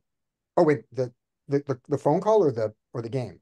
The pool, like the This is the regular regular tables. nine-handed game, anonymous, but you get to see how they played all the Oh, hands. if it's anonymous, then I will definitely deviate then for sure. Yeah. Yeah. But I guess you have to be more careful on like a regular table on the site which has got heads up, because then the regs can exploit you back. So yep. But yeah, let's just do 4.5 because I don't think it matters too much. Right, so we did. Right. We got a call. We like that. And a second call. Cool. That's okay. Okay, it's not a nice flop. Yeah. There exists a worse flop than that, but yeah, it's not the best. I mean, let's see. Are there any donks at all? Yes, a giant. Yeah, it's a pretty big donk. Just call. Yep, I agree. Yeah, I don't think we can raise the. That's good, kind of. What's he do now? I guess it's gonna bet again. Let's take a wait. Does he have any action? Okay. I just said you said that's. Oh well, that's good. Him checking is good. Okay, interesting. So, what hands would do this? I mean, Queen X fits into this category a lot. Does he do this with like a 2 per Queen 9, maybe? Yeah, could be a 10x. Oh, yeah, 10x for plus 2. Could cut this, but I think it's easier just to check and like I think I'd rather try and get money from bluffs here, I think, on like the river. So like some kind of ace 10 hand. Yeah, like lots of I mean, you could just like, I don't know what kind of things Suspicious going to show up with. It's going to be like plenty of different stuff. Yeah, like 10x would fit in there. I mean, it's not really going to be much King X, right? Because you're holding 2. It'll be random like ace high floats maybe, or ace high bets, sorry, on the this for no reason. But yeah, I think I'll just let him blast. You can always bet river ourselves anyway. If He's only got 55 chips, so yeah. So if you want to jam the river, it's not a crazy over jam. It's It's it depends how wide this guy's going to call. Because we have 3 to straight and yeah. Let's just I think I'll check that. If we go check, and the river is a blank, and we jam, and he has king queen or ace queen, I think he's calling it. Oh yeah, for sure, for sure. It's just like if that's like, I mean, and that's what I'm thinking about, like you're getting called by enough Queen X. But yeah, maybe not jam, but No, I'm talking yeah, about on the river. We wouldn't jam. yeah. I don't think I'd jam on the river either. I mean, maybe you could. That'd be like pretty sick if it if it gets through it. So I think his betting pattern, and I'm not saying he's capped at a queen. His betting pattern is him saying he has a queen. And if you bet here, I think you're going to find out whether or not whether or not Yeah, he's I don't not. like betting to find out. So much. Sure. I mean, you could, I guess. But I mean, if his hand face up, he has queen 10. So how much are you going to bet here if you do? Because I mean, I bet quite like I mean, I don't think you can go over 50%. 15 to set up a really good river shove against his queen to make it Mm-hmm. to make the Yeah, river. I can see 15. Are you going to fold to a jam if you check jams here? Um, Because I think yeah, I'd probably yeah, fold to the check jam. I should. I don't know if I'm going to. Which is another reason I don't really like I guess yeah. That's yeah, he's probably fine actually. Yeah. 15, If I bet 15, I should be betting 15 with the intent of folding to a jam. But I don't know. yeah. I know myself. I often bet with the intent to fold to a jam, then he jams and I change my mind. That's not, Mm-hmm. but I've seen myself do it. So I go for let's not put myself in that situation. Yes, just an easier way to play it. It's not the best, What a terrible card. Yeah, it's pretty bad. And then I would just filter without like too much thought. But yeah, Whoa. Just about. I don't think there's enough bluffs on a four straight boards when he Yeah. donks on the river. Maybe what size? It wasn't super small, right? Was it? Yeah, it's just too it's too big and yeah, it's gonna be so hard for him to find bluffs. Mhm. I think, yeah. Yep. He's even got look at that. That also kind of makes sense, right? Like he's turned like the super nutted handed. He just wants to try and get you to blast off. Mm-hmm. So, Or yeah. generate a call in the river from my weaker range. Yeah. When I check behind, I've capped and when I check here, I've definitely capped myself Mhm. on the turn Yeah, for sure. to one pair. And that may be why he bets small, is because all I have is one pair. All right. And also, Yeah, I think you maybe can on that, fold to the river. maybe on that small bet, maybe I raise a 10.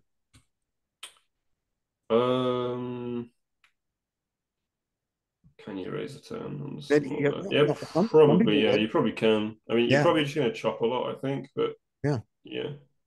Oh, You definitely raise king 10, yeah. 1,000,000%. Yeah. But King 10 didn't play that way from my side that much. Mm-hmm. Yeah. All right. That's what Yeah. that.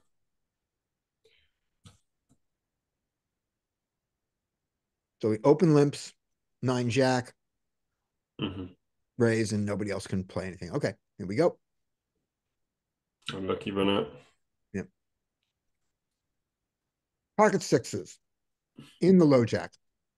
This is a 25% frequency raise, something like that. And I take it this time because I have a spade. There we go. And let's go back to the hand. I raise it, get called on the button, not my favorite thing, get re-raised, and looks like I got to call 8.5 more, and he's got 88. So I'm just barely getting the set mining odds. And I don't close the action. So this wouldn't be a bad one to just fold. I'm not gonna, because obviously I lose more money than this. So I go for it. I at least don't get 3-bet behind, but I don't get called either, which is what I wanted. And I get one of the more difficult flops. This misses him. He bets. I have the 6 of spades. I'm not folding yet. I have not lost enough money on this abomination of a hand. The queen. He checks. I like to check. I don't think I need to bet here. But I do. I decide that the only way to win the hand is to scare the 10 and jack as if it. I decide to turn 6s into a bluff, and I get the fold. What Was what did he have? I do Ace not king? think this was the best played hand. Oh my God. Huh. Got him to fold the flush draw. So with what odds are you offering? You're offering 35%, and he has. He made a good fold if you believe in pot odds. Right, but he has 32%, and he thought he might have less because he didn't know his 10 was good. Yeah. Yeah. All right. So that happened. I am shocked he folded that.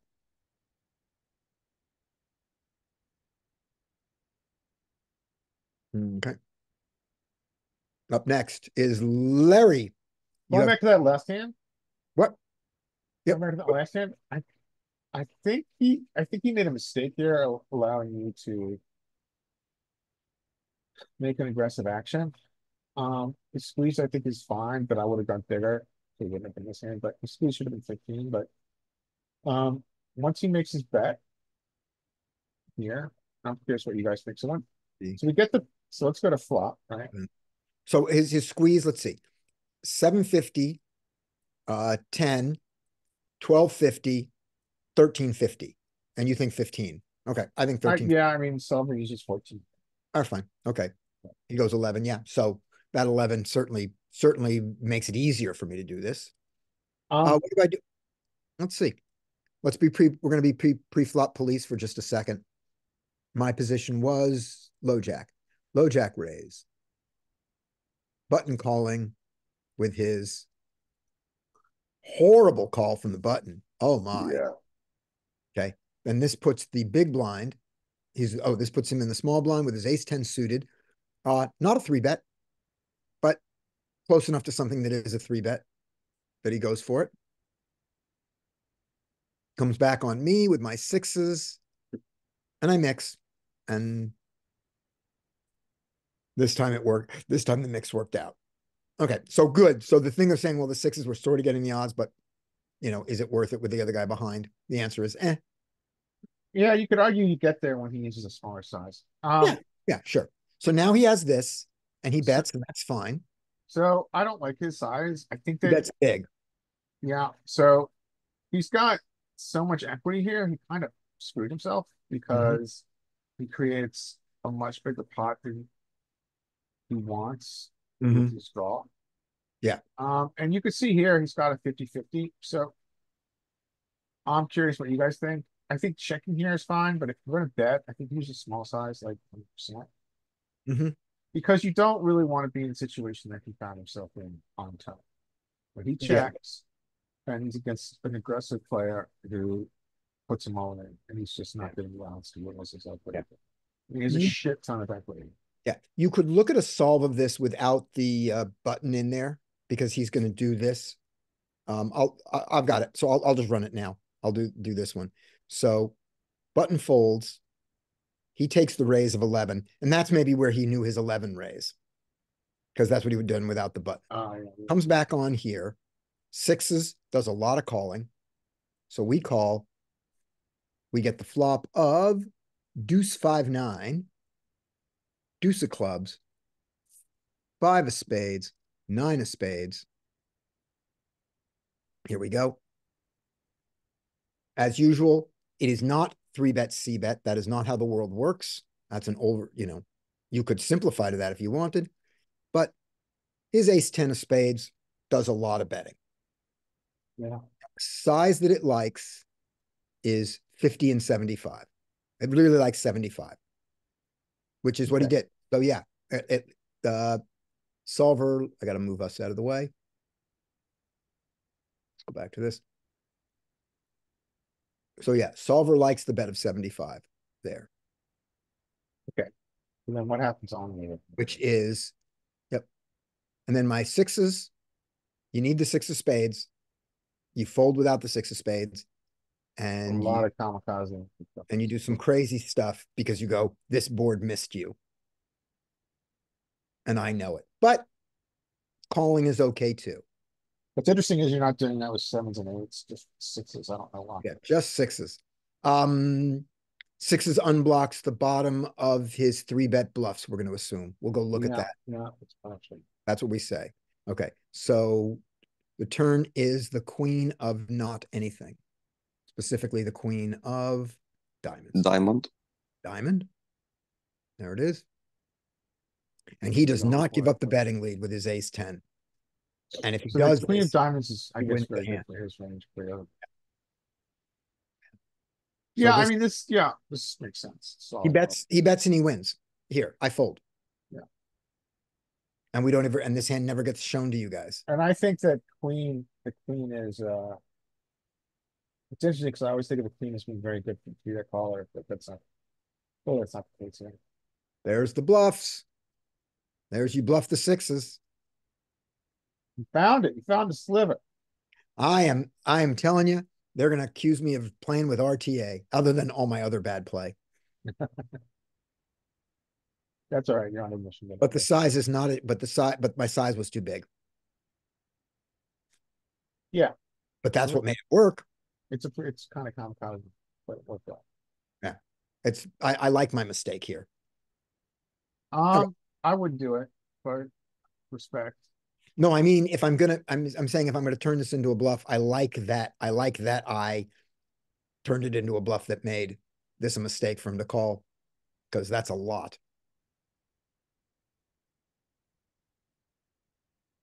All right. All right. Do you want to look at this? Did you want to look at a particular hand? No, I think we're caught up. Oh, I think- okay. I think All we're right. on I got Sandy. confused. Okay. Yeah, I think we were on Larry. Larry has Oh, that's what I was confused you got about. it. It was You got my it. turn. I was wondering, I mean, Yeah. maybe you guys don't want to talk about this right now, but what do you think is the prevalence of people using RTA when they're playing online? They just seem to play so darn well. I think oh, go on, Larry. It depends on the stake that you're playing, the stakes that you're playing, and it depends on the site. So I've been what's called KYC by ACR before, where they say, all right, you need to prove that you're a human, and you need to prove that you know what you're doing, and you need to actually, and they had me send them, the craziest part was I had to send them an uninterrupted video of me playing for 3 hours, where they could see my face during the entire time, and they could see the laptop during the entire time. So some, sites do take steps to combat what they feel are people that are playing with solvers. That's how good Larry is, that they accused him of playing with a solver. I can confirm, YouTube, that was a humble brag. Like and subscribe if you enjoyed my humble brag. So I mean, some sites take actions to try to avoid it. I would say the other thing to think about is that if you are playing against someone you think is playing too well, there is a tool that GTO Wizard offers that allows you to see if that hand in that situation was run in the same time window in which you played your hand. Do you know about that, Leanne? I could send you the No. link. Does anybody remember the name? It's a Called super good idea that they Huh. did. GTO Wizard. It's a fair play tool. Yeah, thanks. Yeah, but I mean, no, I mean, I know I play low stakes. I know I'm not very good, but I play 510 NL online and can barely break even. After 75,000 hands, I'm like $50 up. I'm barely breaking even. And I know I'm not very good, but live, I kick their butt so much. And I'm just wondering if it would be so easy to just have the solver open the whole time. well, if you have someone who plays you think very, very well, run it in the fair play. Yeah. I mean, only as if they're using GTO Wizard, but generally I think it's thought that live play is significantly softer than online play. Yes. And Yes. that is what I have seen since I started playing a little bit live. And here are a couple of the reasons. One is if people are not using RTA throughout the hand at home, a lot of them are at least using it for their pre-flop decisions. Mm-hmm. You know, or if they're not But using, that's cheating too, though. But yes, yes. Or they're using chart, or they're using physical charts pre-flop, and so they're not making a lot of pre-flop mistakes. Okay. The other thing is this: if you go to a casino and you're a good player, that in that, there's 10 tables at that casino, and there are 4 players better than you at the whole casino. You're one of the best, but you're not the best. You are probably the best at your table, right? Because you probably aren't against any of those 4. mm-hmm. But online, if there are 10 tables being played and 4 people better than you, they are playing at 8 of those tables each. That's a really good point. I never thought about it that way. Right. So your percentile goes down, online, the best players play multi-tables, and that increases the number of the percentage of best players at each table. All right. Mm-hmm. Yep. Yeah, you have a really good point about multi-tabling. So multi-tabling is going to multiply the wizard effect, multiply the good player effect. And I never thought about it that way. Yeah. Mm-hmm. Yeah. Now, if you're multi-tabling, I assume that I assume that it is not possible to do RTA cheating without a huge, massive setup at multi-tables, because it takes too long to, I mean, you see how long it takes us to input a hand. Mm-hmm.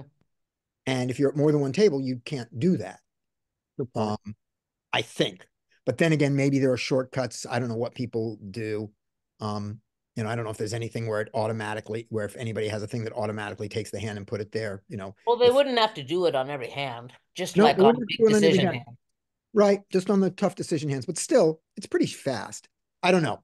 I don't know how people cheat. Also online, people can easily cheat by playing 2 hands at the same table through 2 different internet connections on 2 different computers. They could do that. There's 2 people could be playing, just sitting next to each other, colluding completely against you. There are a lot of ways to cheat. And I don't know how common or not common they are. But also offline, it's really easy to see who knows what they're doing at the table. You know who's playing better than you at a Mm-hmm. live table. They're sitting right there. You can see just how they handle their chips and stuff. All right, moving on. Larry, you have king queen offsuit. Okay, yeah. You're gonna play this and you're gonna open to 2.5 big. Okay. Is this 100% open from this position? Caught up hijack low jack, UTG +1. I think it is. Okay. I think it is because you've got those 3 seats that don't even have anybody at them. Yeah, it's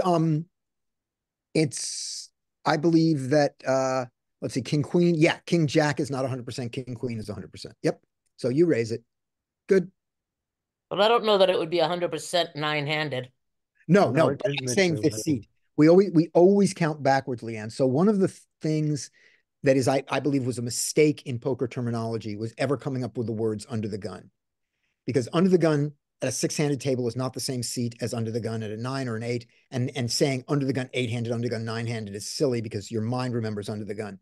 I think we should have named them button, cutoff, hijack, low jack, something before the low jack, whatever you want to, but its name should be that. Something before that and something before that. In mine, the ones that I called them were, it was hijack, button, cutoff, hijack, low jack, pre, bullet, tree, and gun. Those how I have it written in my notebook. But that's only me. That's why here I try to say low jack -1, low jack -2, because they're at least defined. But in your own mind, you should always be counting backwards, never forwards. There's no such thing as under the gun. I'm done with my speech. You got flatted, Larry, by someone who is a very broken stack. Yeah, so the value of our pairs are with what more here. Yeah, we just and now that's not the case. Now we've gone multi-way. Okay.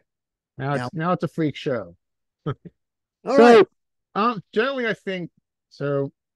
What Hungry Horse um talks about, and which I think makes sense, is even though we've got a good hand here, um, against two players, even though one kind of doesn't matter, I think we check a lot. Okay. Yeah, I think I check. Yeah. Our study Is with the DTO tool makes this a 100% check range. And since I haven't learned anything better than that, I do that now. In the old Yeah. days, I would bet this. I would have said I was the pre-flop raiser. I do a C bet into two people when I've got top pair second kicker. That's good enough to do it. But now I don't do that anymore. You know, on this flop, you can kind of ignore cutoff. It's like you're gonna stack up against it no matter what, you know. Right. Hey, Yep. Lewis. Yeah, you got a good point. Yep. And even against button, this is an okay, in a single, in just if it was just button cut off button against me, I could check this and go for a check raise. Yeah, I think I'd give check 10 points, bet small 8 points, bet big 5 points. Good enough. And So we got a we get bet. what we want. I mean, certainly would have check raises here, especially because it's true that 61 doesn't matter. Although he could make things interesting. Shoves over a check. Yeah. But I generally think on this rainbow texture, I generally think that I would prefer a call here. Yeah, I think I call here. Yeah, I think we want to keep the short stack in by any means necessary as well. Yeah. We don't, yeah, because if he's got He's a not draw. folded a 10. Yeah. Okay. So that's what I do. Not the greatest card. Not a good card. 10, It gives us interesting. a magical out if by any chance we were up against a set or two pair. So that's nice. Jack. But it also brings in all of his two pair and some of his straights. Okay. I think if he bets big, you can consider folding, to be honest, because it's like it's going to be a very polar bet, like a straight or nothing, or a set or better. I think if he bets like 18, I wouldn't. I think you could fold, to be honest. I don't or know pick if a we get soft- to fold yet because we still No. are drawing to the nuts.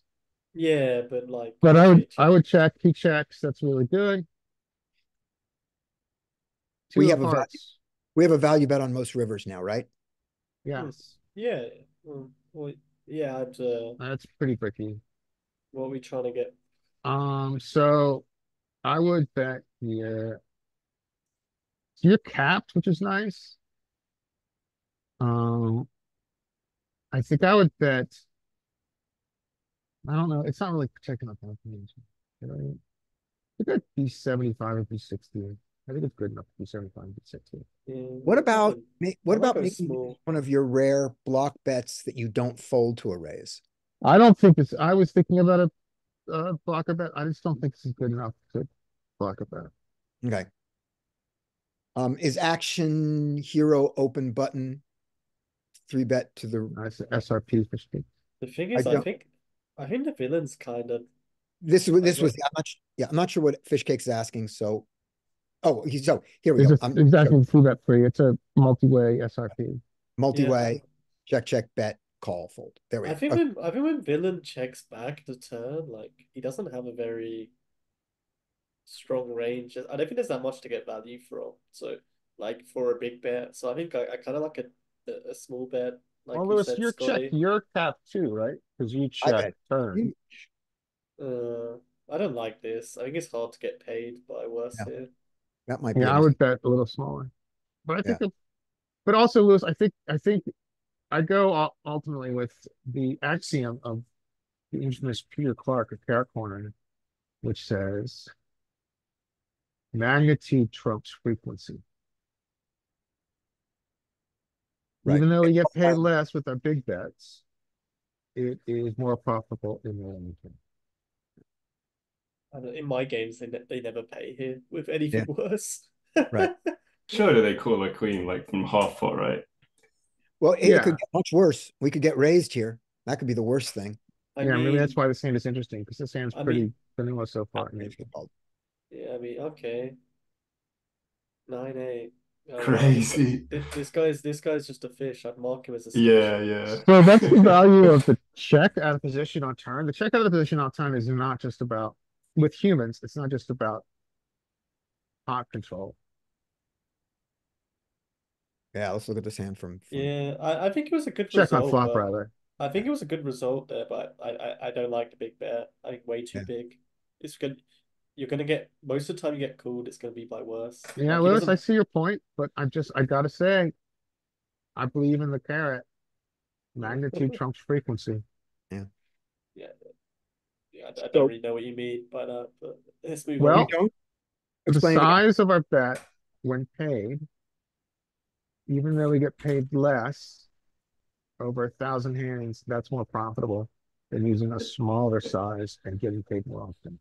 That's like assuming they like don't overfold to the big size though. Yeah. Because that's based on MDF, like that you get paid more. But if they overfold to the big bet, then you would get actually paid less. Right. Yeah, Then, but I then you should mean, bet big with your it, bluffs maybe and that small depends with on your our value. pool. Yeah. Essentially, what you're saying is we should bluff everything. Yeah. Yeah. So this king jack played well. This 4-3 played terribly. This 8-9 was reasonable there. Yeah, That seems reasonable to me.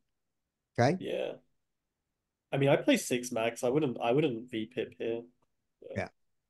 I mean, I don't play a cool strategy at all to elevate in the big blind. No, you don't call in the button ever? No, but I play very different games. I play 6 max Zoom Okay. rather than full ring, Okay. reg Good enough. table. All right. I think on a reg table, I'd be more inclined to just play more flats because the players are usually worse, if you get what I mean. Yeah. Yeah. So I'm fine with folding the 8-9 suited here. If you want to be a super aggressive person and squeeze it, that's something to do. You shouldn't do it all the time, I don't think. And the call, I don't think the call is bad. Getting this flop, taking a stab here seems totally reasonable with his hand. You know, he's got a double gutter and a backdoor flush. And the two cards above the 6, I think, are meaningless. I don't think that counts as anything. He should not love hitting a jack because he does lose to my ace king, which is a common, which could play this way. Yeah. I don't think he needs to bet this big for it. I think 3 does it, does everything that this does. Right. Now that he picks up value, I think the fact that he decides to check behind, I think is good. I think I think that's the right play for him. Yeah. And now, what bluffs do I have? You have bluffs around ace king and ace jack. Not many, Scotty. Let's be honest. Yeah. What, King, so if I have a 10 here, I probably King Jack. King Jack. King Jack King not Jack. bluff. King Jack is value. Oh Value. yeah, shit. Oh Jack. shit. Mhm. I mean something with a jack then. I mean like Right. Jack Ace Jack jack. not Jack 9. If Jack you Jack play it. 9 is great. Jack 9 beats him. Yeah, but that's like a bluff. Right. But he can't call bluffs that he can't beat. I'm looking from his position. When He's got a pure bluff catcher. This is Yeah, just a how fish bad though, is- really. Yeah, he's playing fishy, and so I'm just looking at the thought process of his mistake before we move on, which is I could have here, I probably don't do this with a 10. The real me doesn't fold a 10 to this bet, and I don't bet a 10 on the river. So I don't have so 10s beat him, but I don't have that. So put your My bet up queen- again. Which this? Yeah. So I think so. Yeah, you have really good points. So I mean, I think it makes sense to try to get into his head. Maybe he might be thinking pot odds. He might be thinking I only have to win over 35% of the time to this be profitable. And Yes, and half the time, right? No, his yes, pot odds are offering are you're right. 33%. 33%. Yeah, he wins. If he wins a third of the time, he breaks even. Yeah. And he's also thinking, well, why did you check flop if you got thick value? Yeah. And then Lewis and Lewis and Fish Cakes wrote in the chat, and they're not wrong. He just wanted to see your hand. I think button is he don't got it, I call. And Right. also, he might be thinking that some portion of your some portion of your bluffs break. Right. And so and the bluff that bricks that calls that flop is ace jack and ace king. Yeah. Okay. That's Jack ace. All right. Those are them. Yeah. All right. Good enough. Lewis, are you up? That was Larry's hand. So Lewis is up. Oh fuck! I haven't got a hand prepared. No, you're up to this is your hand. You have six. Oh. You have 7-6 suited on the button. That's your hand. All right. All right. Okay. And there's a limp. This guy's probably a bad player, so I'm gonna raise and get him heads up because he's limping and he's a Oh, I short should have said, stack. what size? I usually make it 3.5. Yeah. Okay. I suggest you that 3.5 is too small as your standard ISO size. I think 4.5 is what Jonathan Little teaches. And if you had a reason you go, I think that this doesn't have to be that big, I'd go down to 4. If you want it to be bigger, I'd go up to 5 or 5.5, but I wouldn't go all the way down to 3.5, and I wouldn't go all the way up to 6. I've chosen to use exactly the Jonathan Little number forever. But I think 3.5. I think you'll do better with 4 or 4.5 than you are with 3.5. All right. This time you went 4.5. And you got punished for it. Yeah, I mean, usually button versus small blind, this is like a mix, cool and fold. But like because of the sizes and the limp, we're not getting as good pot odds as we would if it was like, say we made it 2 and guy made it 10. So I'm just gonna pitch it here. I think this is gonna be a very strong hand against the limp, and yeah, I think this is a really good hand to fold. Yeah, you're gonna have so much better hands to continue with. And I think the mistake I made here was that I just had this picture of if I raise 7-6 suited on the button and get 3-bet by the small blind, I'm 100% calling. I'm never folding that. But that's not what the situation is, because his limp cuts off a lot of the bottom of my range. And if this guy knows that, this changes his range. So this should be a fold. So I think this is a mistake. All right, this is where we're at. I mean, let's compound the mistake. Okay, so what's his raise squeeze? I mean, I'd probably just still fold because like I think his range is too strong. It's gonna be like mostly big pairs. I mean, yeah. I mean, maybe he has ace queen sometimes, but he shouldn't have many. I don't think he has ace jack that often. Maybe ace jack suited, but that king is good for his range. I mean, we got so much better continues. The thing is, when we call, like SPR is gonna be pretty low. There's no good turns other than a 7 or a 6. Yeah. I doubt it's ever gonna go like if we call, I doubt it's ever gonna be like check check and we win, or check check check and we bluff. Yeah. It's a bit optimistic to call, I think, and hope to win the hand at any point. Yep. Skate says if he gets here, which he never would, he would never play as badly as me. He would peel 1 for this size. So at least Skate agrees with that. I mean, I don't hate it. I don't know. I think the thing is, I'm in the head. The way I've been playing a lot recently is I don't want to compound mistakes. Like, it's really good in cash just to get out of there early in hands, you know? Because at least people in my games, they're pretty nitty GTO based. But I mean, yeah. I think that this is not a mistake. I think this is not a mistake. I think this is a mistake. I think this is a smaller mistake than this was. Yeah. I think this was a big mistake and being here. But I think this would not be a mistake with a single club on the board. Yeah, that's a bit different. I think that's my difference, is that I can do this with the 6, 7 of spades and diamonds, and I have to fold the clubs, and that's how I should have decided. I just find in this spot when it's like a weird limp raise, free raise, they're just like, I'm guessing this guy's just gonna bet the turn every time. Just, you know. Not if he's got pocket queens, jacks, 10s, 9s. Yeah, I mean, queen, he could give up. Remember, a king is good for me also when I call. All right. So what, Yeah. you picked up a gut shot? I mean, it doesn't really matter because the SPR is so small. Yeah. And the thing you said was, you said, what card can I see? I go, other than a 7, I go, well, I could see a 5 or a 3 or an 8. Those wouldn't be the worst cards in the world. So let's see what he Yeah. does. If he checks this, see, that's great. Yeah, now you're like, do you want to try bluff him off like tens through queens? I mean, I think if you want to do that, you probably want to go small and big, like Right. like a third. Then, we still beat some stuff though. We beat ace queen, ace Yep. jack. So I Yep. think I might just check. I wouldn't blame you for like bluffing though. It's not bad. But So do you want to do the giant bluff now, or do you want to do a very small? Because if I bluff the river, I want to have enough left over on the river to be pot size-ish. So I want to bet.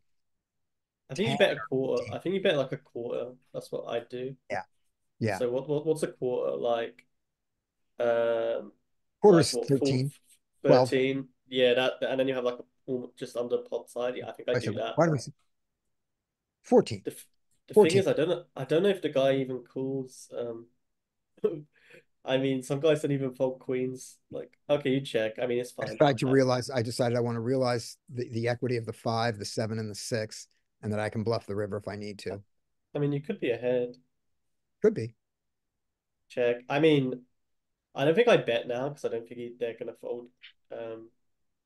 I mean, nine's got there. I don't think they're gonna fold queens through tens very often. Yeah. So if you do want to bluff, it's gonna have to be a win. But like it's kind of hard to rep something. Like you're repping like a suited king, like mainly like king 10, king jack, like going to win, or like pocket nines you're repping. Yeah. Do we block any folds? No, we don't block any folds. Do we block Yeah. any? We don't block any calls either. We unblock every call. Yeah. Yeah. I mean, I decide to, yeah. I mean, this is good. I think this is the best play on the river. oh my Yeah. gosh, Okay, yeah. that surprises me. Seems like he wanted to. I He mean, really he's gonna wanted me to bet. Yeah. All right. I mean, yeah, fair enough. Whatever. I don't mind his play. Yep. The bluff was never going to work. In cash, people tend to be a bit more balanced, the good players, I find, than in tournaments. Yeah. Okay. Up next is we've changed the order. So let me see if I can do this. Nope. So we've changed the order. It's now we just did Lewis. Give me a second here. I can't make it. So it was after that. It's going to be skate. Open 2.5 All or right. 3. 2.5. Raise on the button. Old man. He's a Side short. fold. Yep. Yep. Oh, sorry. He raised Sorry. extra No, big, it's good. but look, Yeah, it's either fold or jam, right? I mean, I would have to see how this. I mean, I would need more information for me to want to jam, but I mean, generally, I think it's a fold. right. So given he's 40 big blinds deep, this would not be a terrible jam. If I jam and he calls me with any 2 over cards that he does, I've given him all 5 cards. Lewis says they tend not to 3-bet bluff. Yes, but ace king and ace queen and king queen are all not bluffs. I'm the only thing I'm worried about are tens, jacks, queens, kings, aces. Is only the pairs. They've got a lot, there's a lot of non-bluffs that aren't those. He says ambitious to say king queen. Maybe. But the other way to play this, and I don't know if it's good, is to call this and then either jam or check raise, if he lets you check raise, if he bets, on any flop that doesn't include an ace or a king. And certainly if it doesn't include an ace, a king, or a queen. Like that. So I'm either going to jam here or I'm going to check raise jam. But you're just going to open jam in the 3-bet pot? I'm either going to open jam or I'm going to check raise jam. Yep, that's what I'm going to do. What? So you're bluffing then when you just go in. Well, now I don't have to. Now I'm just going to call. I Uh, expect. bluffing is a funny. Yeah, I'm not folding. I mean, Ace Anyway, King, yeah. It yeah. kind of looks like Ace King when he jams, but Yeah. yeah. I mean, the guy free bet big, but yeah. I mean, I think this is fine. I think I would just fold without information. You probably have more information than me about this guy though. Just that it's 40 big blinds. I don't have any other information. I mean, this is ace king. This is a natural thing for him to do with ace king. I just have the raise size and 40 big blinds. Yeah, that is true. There are more combos of offsuit ace king available, like 16, and it's harder for people to make a pair. Yeah, I could see either Yep. calling or jamming, but not folding. Yeah. I'm going to say one thing just to correct. Your idea was right, just to correct the language. You said there's 16 of ace king offsuit combinations of ace king. No, there's 16 combinations of ace king. And we Yes. care, and 12, we don't 12 care. offsuit and 4 suited, right? Exactly. Exactly. Yep. Whoops. Yep. Whoops. But the numbers you were using were right. I just wanted to clarify it for the stream. Yes. And we don't care whether he's suited or not here. That other 4% of suited doesn't matter to us. Yeah. Yep. So that's what happened there. All right. That was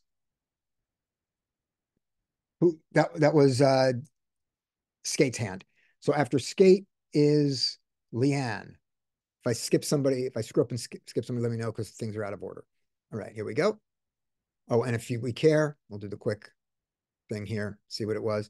The nines raise, ace king re-raises, and the 10 king wisely gets out of the way with his 550 big blinds. He might play well for all we know.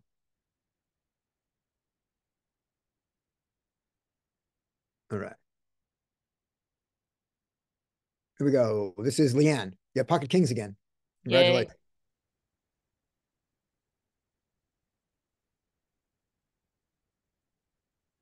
Well, I'm gonna bet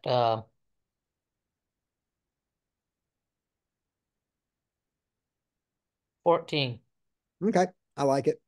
I'm happy with anything from 12 to 15. I'm happy with. You go 14, I go 12 and a half. And get exactly what you want, one call. Yeah.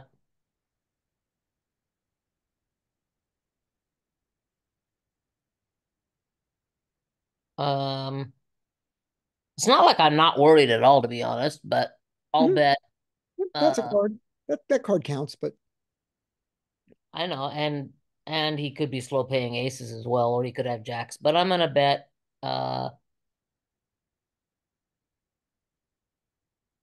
10. 10. I agree. This board is super dry. We could bet 10. I think we could even bet less than 10 if we wanted to. I think we're allowed to. 10 is great. We get called. We are not disturbed at all yet. I'm still not terribly disturbed. I'm a little Okay. disturbed. You're a little disturbed. Okay. That's what he does. I don't know what I don't think he's gonna have very many ace jacks, but I suppose he could. Oh, go on. I'm not sure if I should bet small and try to get some more money or sort of try to control the pot size. But I guess I'll try. What am I getting called with that's worse? Queens, pretty much. So Queen, that's what I'm concerned tens, about. stubborn ace queen. But I feel like to get those, I need to bet small again. Maybe 12. Right. And I don't hate a check behind. Yeah, to keep the sort of control the pot size. That was the other thought. Yeah, I got the king of clubs, so that's good. I don't hate it. I don't think a solver is going to tell you to check behind. Okay. We can run this one. It's just I'm thinking, great. what am I getting called by is what I'm basing this on. Like, yeah. Like he could peel one off with say tens or something, but now when I bet again, he's just gonna fold those probably. Maybe not. Maybe not, because when the jack pairs, I have fewer jacks, and now I have to. That's I true. start with That's an true. overpair. And if he if he figures if he was good on the flop, he's still good now. The thing is that I'm betting again, saying no, I really do have something. Right. But So here's my argument for a check. It could be wrong, which is there are plenty of things that he's going to call us with. I'm not. It's not that. It's I don't believe that this is going to be a 3-street hand and me win. If it goes 3 streets and I get called. So if we get all in, I don't think my kings are the best hand. So if I'm going to go 2 streets, what 2 streets do I want to go? Flop and turn and check back river if he lets me, or flop and river? I think I want to go flop and river because it looks bluffier. It's a bluffier line, so it can call more easily. The tens that might fold now, who are afraid of placing a bet on the river, will call 1 bet on the river. I get to see if he has a jack. I don't think he's checking it on the river. I think he's going to bet out, and I'll just call it. So those are the reasons that I think that this check is reasonable, and Lewis thinks I'm wrong. So we're going to put this in solver. Larry, did you hear that? Nope. Okay. I mean, Mike, checking was one of my solver. other choices. Oh, Larry's but going to put it in solver. Okay. I was more thinking to control the pot, let him have a chance to bluff on the river. Yeah. And let him have a chance to call with not as premium of hands. I guess that's kind of what you were saying, but I'm just saying it. I didn't include the let him bluff the river, but that was included in my set of things. Okay, good. So that was the reason. And then the worst thing in the world happens. Yeah, this is why. This is why. This is bad. Look at that sexy price he's offering you. Yeah. So well, I just have to call for that. Yep. No, What jacks, ladies and gentlemen? Lord have mercy. Of course. What a great river card, huh? Love it. I don't like this call, man. Like, I don't think you're ever going to see a worse hand. Maybe. All right. So what you're saying essentially, Lewis, is that no one ever uses this sizing for a bluff. I mean, what are you hoping for? Like queens would have probably jammed pre. I'm hoping that he's bluffing more than. No. I hope he's bluffing more than 15% of the time, because that's all I need for it to be profitable. 19% of the time. Yep. Yeah, and that could not be true. You know, it might not be true, but add 2 things: bluffs and value mistakes. Now, most of his value mistakes are aces. I agree, but does he ever make this mistake with 10s, 9s, 8s? Ever?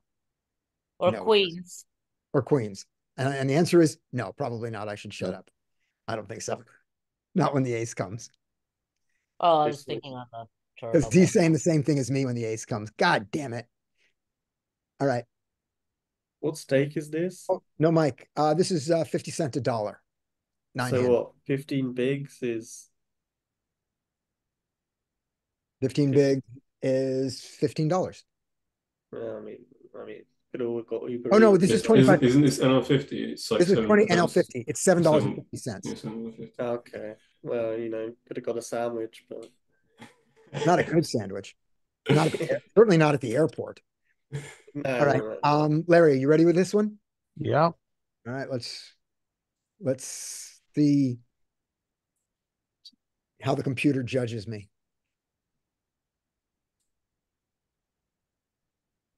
Aces I can get behind aces as a you kind of have to make it a squeeze, I think. Or is that not available? I missed the pre-flop action. What's the pre-flop action? Well, the pre-flop action is it was 3x call. 3x call. Oh, so there's a middle caller. Which is 3x. We have to do it without the middle caller, unfortunately. Okay, yeah, because you could, Okay, so if does the SPR like closer line up with 75 big blinds? You should obviously do that as well. We don't have 75 big blind post flop. Oh, okay, fair. Yeah, unfortunately, we don't. Right? We don't have 75 big blind post flop, do we? Not at so.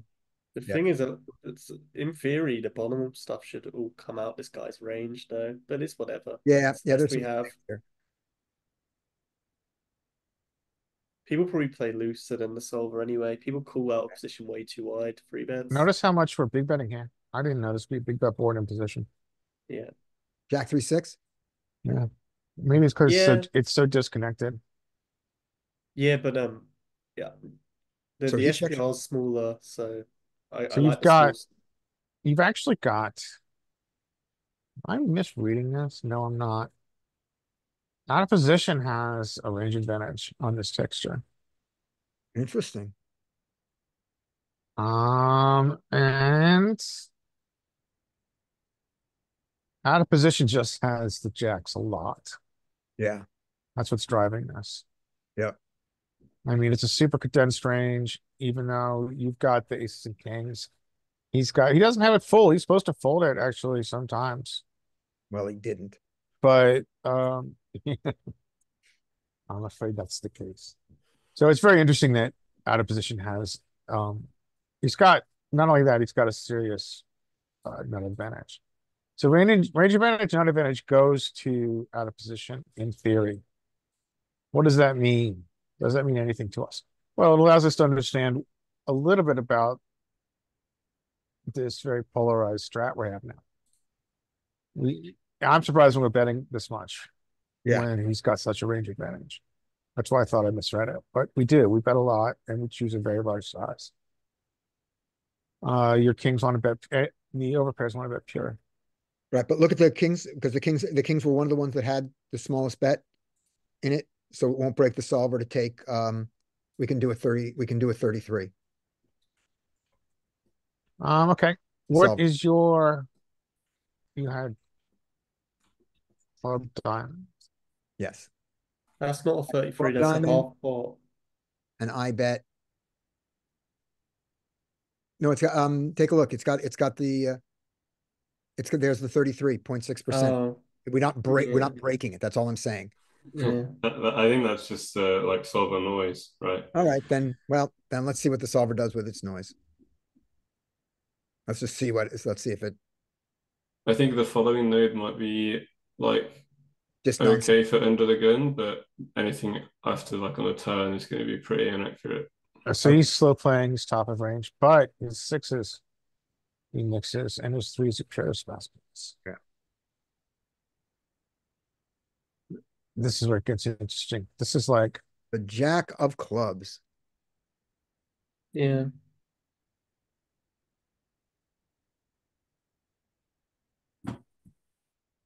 What did you do in game? I checked.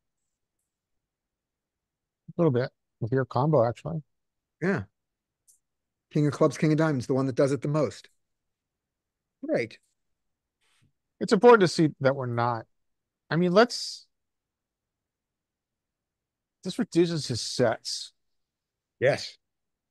So here, excuse me, here, after he calls, so you bet, he calls. Now I'm gonna sneeze. I might have to call you. Sorry. We're a jump ball, and he's still got a nut advantage. This jack comes. Let's see what it does. At least we have an equity realization advantage. Yeah, that's a dramatic one. This jack does shift. I think it's more because he's calling up. Yeah. So check. I'm gonna go on mute because I can sneeze. Everybody can look at this. I wonder how much in reality that they call the under pairs when you bet turn. Or if I would assume people just start to overforward I would think compared so. to solver. Yeah. Although there is that thing people say, they three bets are all ace king, right, in their minds. And the times that they aren't, when it's ace jack and king jack, there was another jack, so you don't have jacks. So now I'm only afraid of your aces, kings, and queens, and that's a small part of your range. And I'm talking, that's the that's the story if they go that far. So you have a lot of equity, right? So we're not totally afraid of jacks.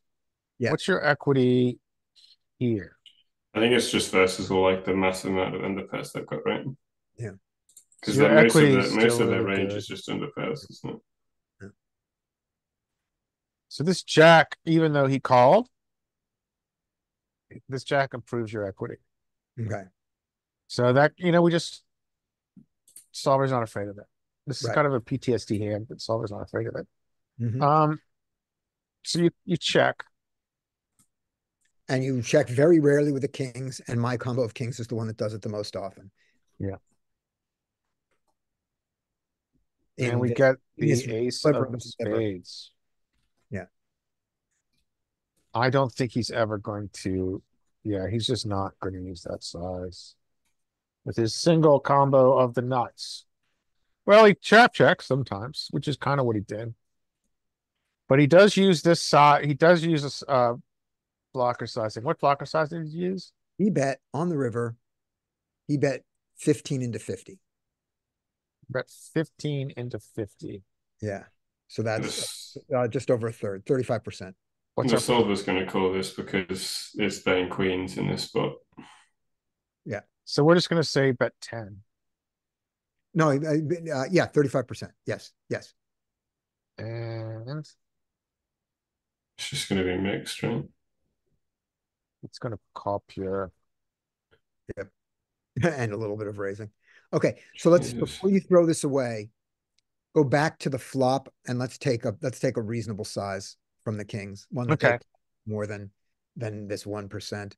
And I, It's- just to talk to everybody, I mean, you can overfold. That might be right for your population. Mhm. I mean, you have to kind of know your customer, KYC. Yeah.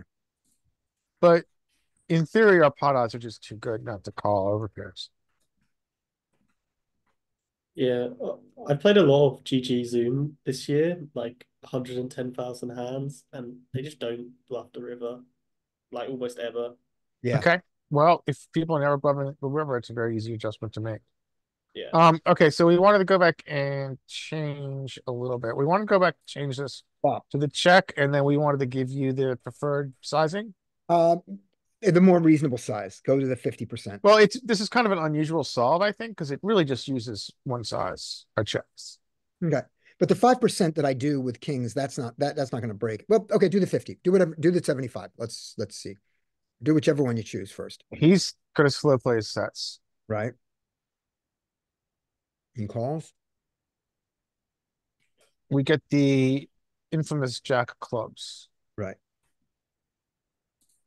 So my theory is that this jack of clubs is good for you. So because it reduces his jacks to a single combo. So I Right. think you're going to continue to bet your overpairs. The one that the jerk has.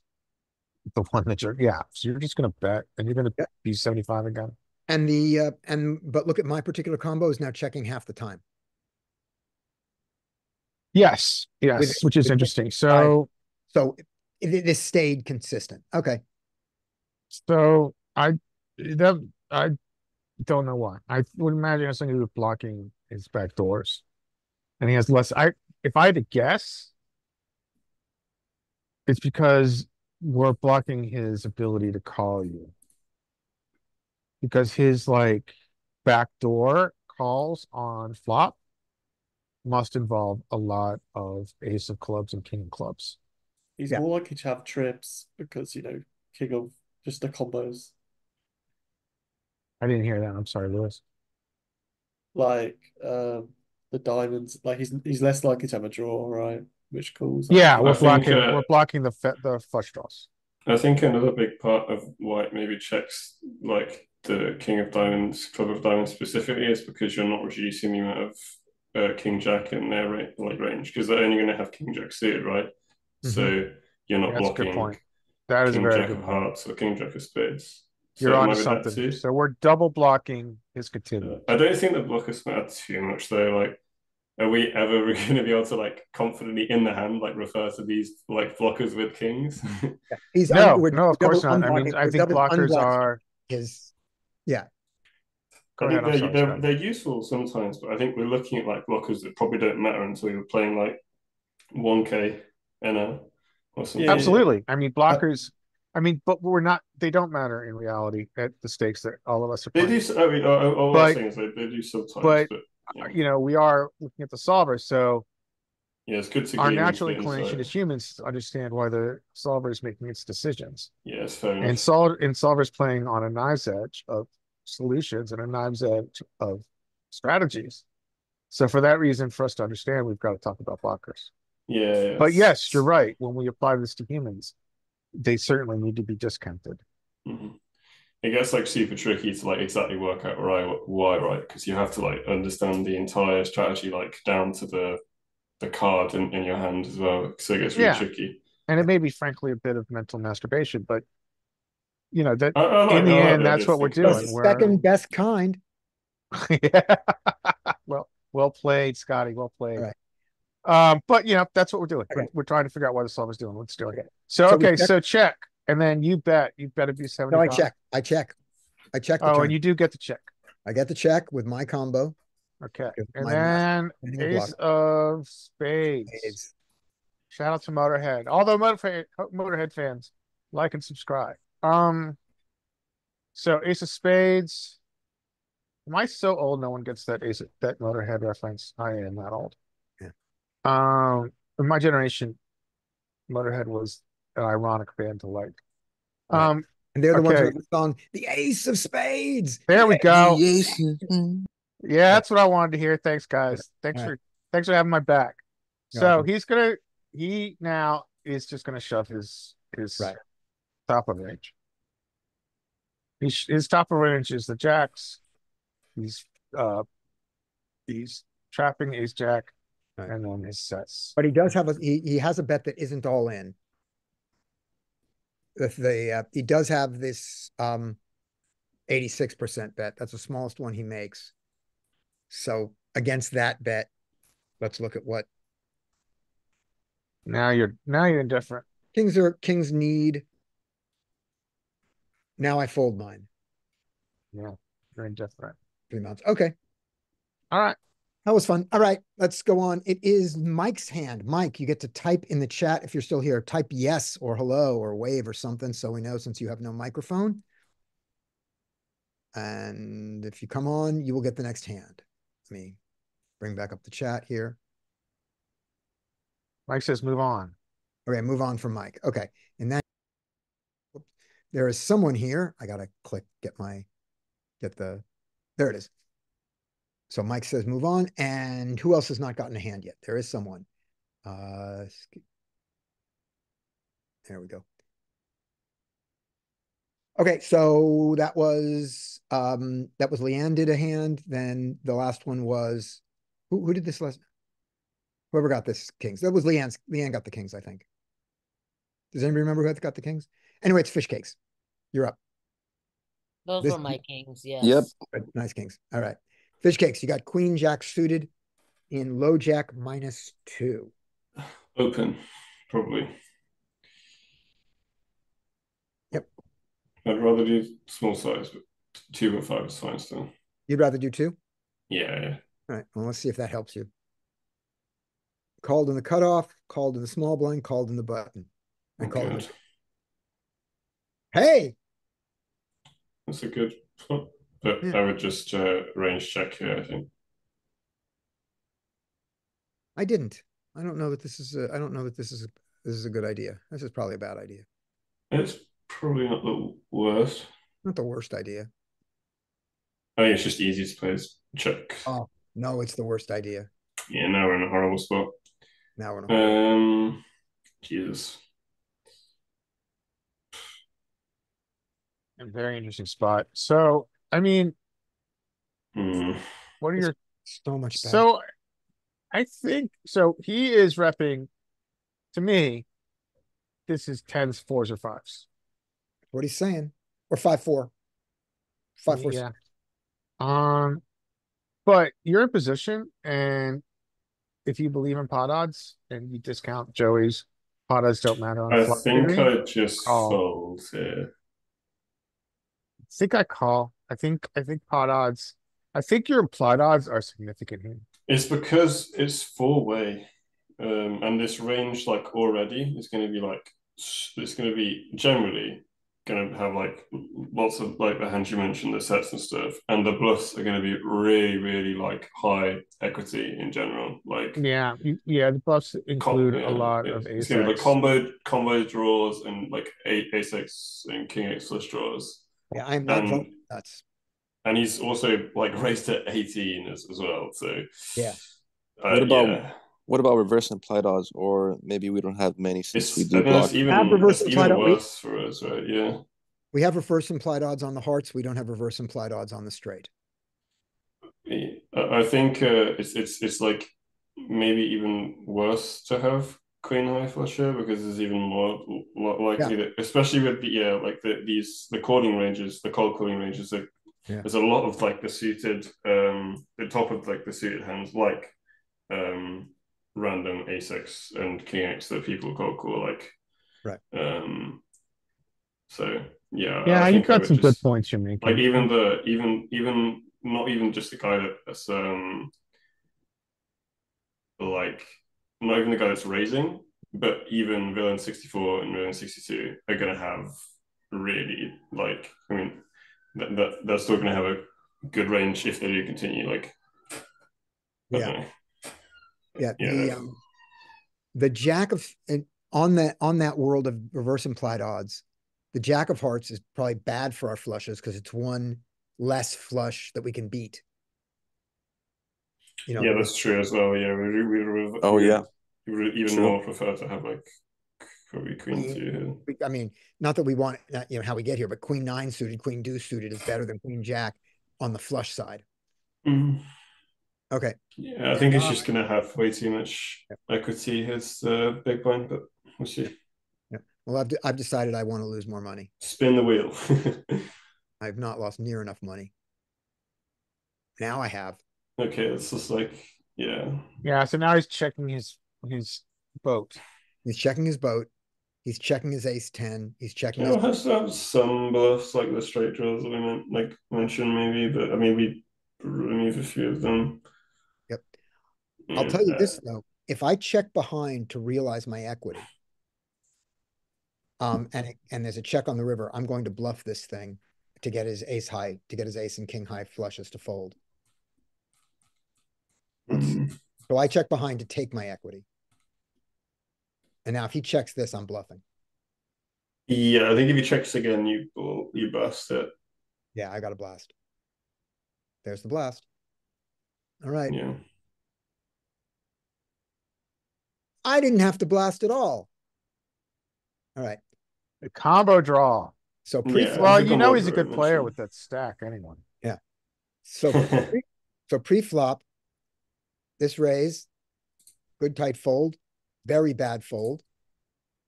Very bad call. Very bad fold. Very very bad call. Totally reasonable fold here. If he played it, I wouldn't be yelling at him. This is bad call. This call is terrible. Really bad. And you know, maybe like this is like super imbalanced and like exploitable if they know what you're doing, but maybe you can just bet enough to make like a ace high fold. Yeah. I'm just thinking too. I mean, I would default like a pot size bet on the river as well, like I pot or over bet on the river. But I'm just thinking, like in this spot specifically, his range is going to be so defined, like the one that Lewis just posted, that maybe we can just bet like I don't know, probably half pot, even maybe less, and get him to fold an ace high. Yeah. I ran the ranges and like you only got like 26% equity on the flop. Yeah. Like this is why I said fold. Like you're just like you don't want to have 26% equity against the guy's range, you know. Yeah. Like, and this is me being quite generous, given I think assuming he always raises the king high and ace high draws. I think you have to give him like if you want to be maybe you can give him some of the other ones too, but. Did you give him the combo that he possesses? Yep, he did. He gave him all the 6-7s. Maybe you could give him even if you give him like the suited connectors too, I don't think it changes much. Really. Okay. So this call with the 5 multi-way, he was not when you call with 5-7, you didn't do this so you could flop middle pair and call. You were going for sets and straights. I mean, you were going for flushes and straights and freak 2 pairs, and you got none of that. He should fold. This king 10 makes total sense that he doesn't fold it there. And they shouldn't even be able to flop. Yeah, well, we got that. These Yeah. guys shouldn't be there. Yeah. Then when this happens and gets this, yeah, the king 10 knows he's beat and he doesn't have a redraw. So also because we're like yeah, it's the other thing too. It's not only is the range really strong, but like I think the nail in the coffin is we still have two people behind us. Yeah. Yep. So Yeah, I think the 10 slowed him down, right? You kind of got lucky. The board paired 6, 7. Yeah, He would have kept blasting. because I've got 10s in my range. Yeah. Yeah, he's a good player. I mean, I was looking at a spot like this where you check raise, this heads up, of course, and the board pairs the top card, and you invariably slow down if you were to check raise it. Yeah. And now he decides not to win the hand. Yeah, here's a. He kind of decided to play a big pot against the one reg at the table, it looks like. In a multi-way spot where he's like either got a very good draw. It was pretty gangster. His size was gangster multi-way. Yep. But he's thinking, barring somebody else having a flush draw, he's got 55% equity multi-way. He got the 10 to fold. Yeah. I think if I was him, I would like go huge on the river. Yeah, once I don't bet this. Mm-hmm. Once I don't bet this, so I have a lot. I think I have a lot of 10s now. I think I have very few 10s now. With double flush on there, and I have a 10. Why am I not betting? Yeah. Get value and protection from the two flush draws. Yeah. I think it's good that he gave up, to be honest. Like when the guy bets multi-way and then checks back when the 10 pairs, I mean it's gonna be like queens through, jacks through, aces a lot.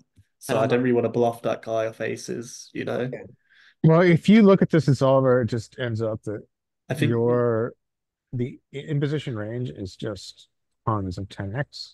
Yeah. Right. Out of position, I think maybe a block might work to get a worse flush draw off, but I don't think I think jamming you're just gonna get looked up by an overpair. I think Block would be a good option, I think.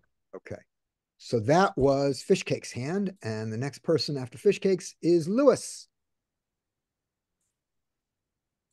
Lewis, you have ace king. Oh, is Lewis muted? Nah, sorry. Okay, there we go. Yeah, he's king. Ace king, and of course there's a limp in front. Oh, good. Yeah, I'd make it. I'm quite deep, so maybe like 4.5. Good. Okay. Back on him. He calls. You got the most common flop for ace king. Yeah, not a very good flop, but I think the guy's a limper. He's probably very wide, so I think I just go small for a big sizing because I think the guy's going to continue quite wide on the flop and be pretty face up if he's got a good hand. Yeah. So I'd go like 3.5 blind, like just quite small. I like it. Yeah, a little bit bigger than you said, but the same thing happened. All right. 10. Yeah, I'm pretty done with the hand now. I think once he like if he floated with an ace high, like an ace, and we're like ahead of that. If he floated with a 10, we're crushed. I don't think a jack's folding against a guy who's probably a recreational. So I can just check.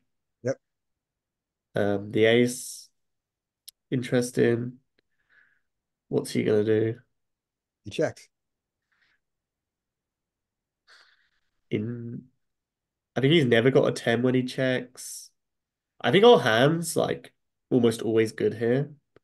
And I think he's never folded an ace. So I think I'd go about 80% pot because I don't want to go too big where an ace can kind of fold. Right. I think anywhere up to pot is fine. But I think, I always go above 60% in position. So I think somewhere between 75 and 100% pot is what I'd do here. We want to get called by an ace. We want to get called by a jack. We don't expect to get called by an 8. So we're going to bet maybe anywhere from sort of 12 to 15 big blinds, right? Yeah, I think fish cakes right. You can go any pot's fine. Right. Um, And I'm going to go anywhere from 10 to 18 here. yeah. 18. And if you get raised, are you folding? Oh, for sure, man. Good. I knew it. What if he raises you that size? Jerk. Uh, He clicks it back. I don't worry about the sizing too much because Oh. it's never a bluff. So like pods don't matter if it's never a bluff.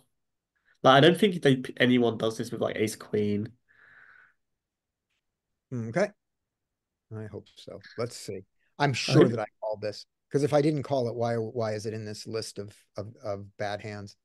There's the call, and yeah. there's of course It's the one turn. of those things like you Yeah. probably goaded yourself in, and it's like if if if you make calls like this, you're absolutely torching your big blind per 100. Yeah.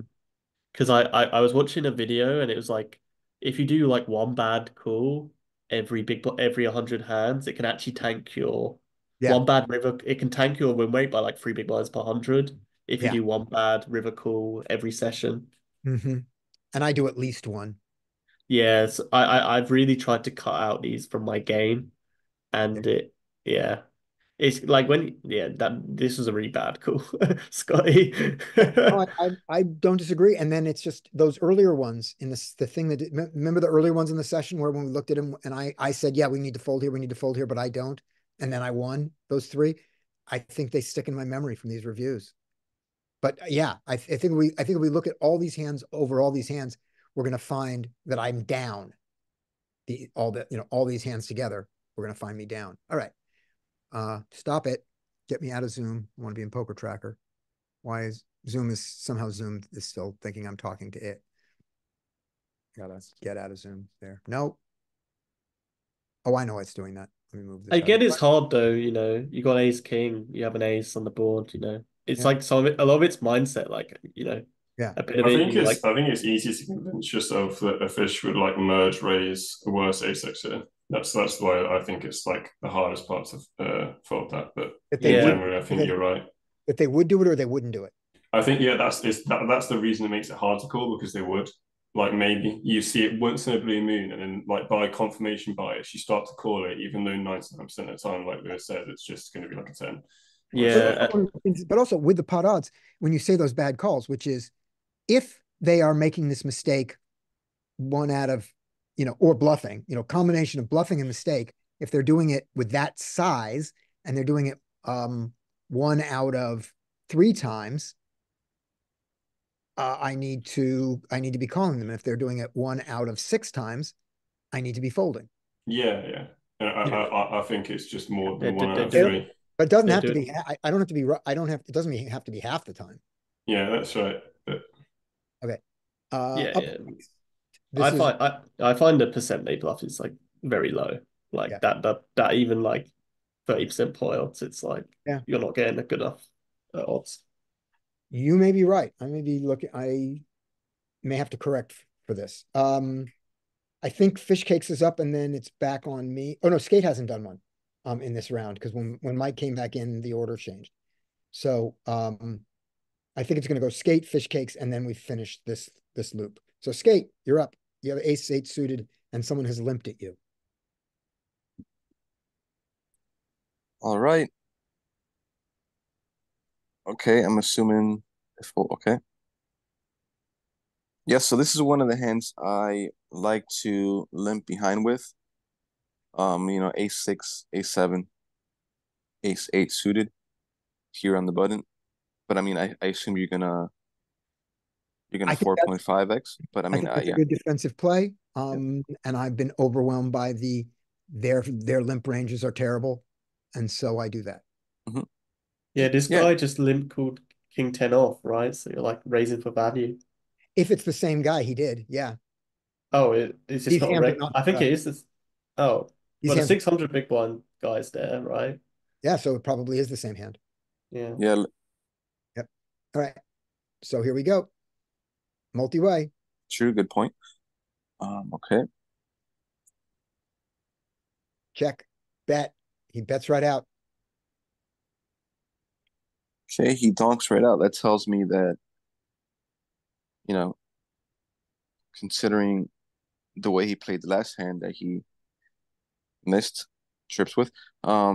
He's gonna have a lot of top pair here, and it's not gonna be very good. Um,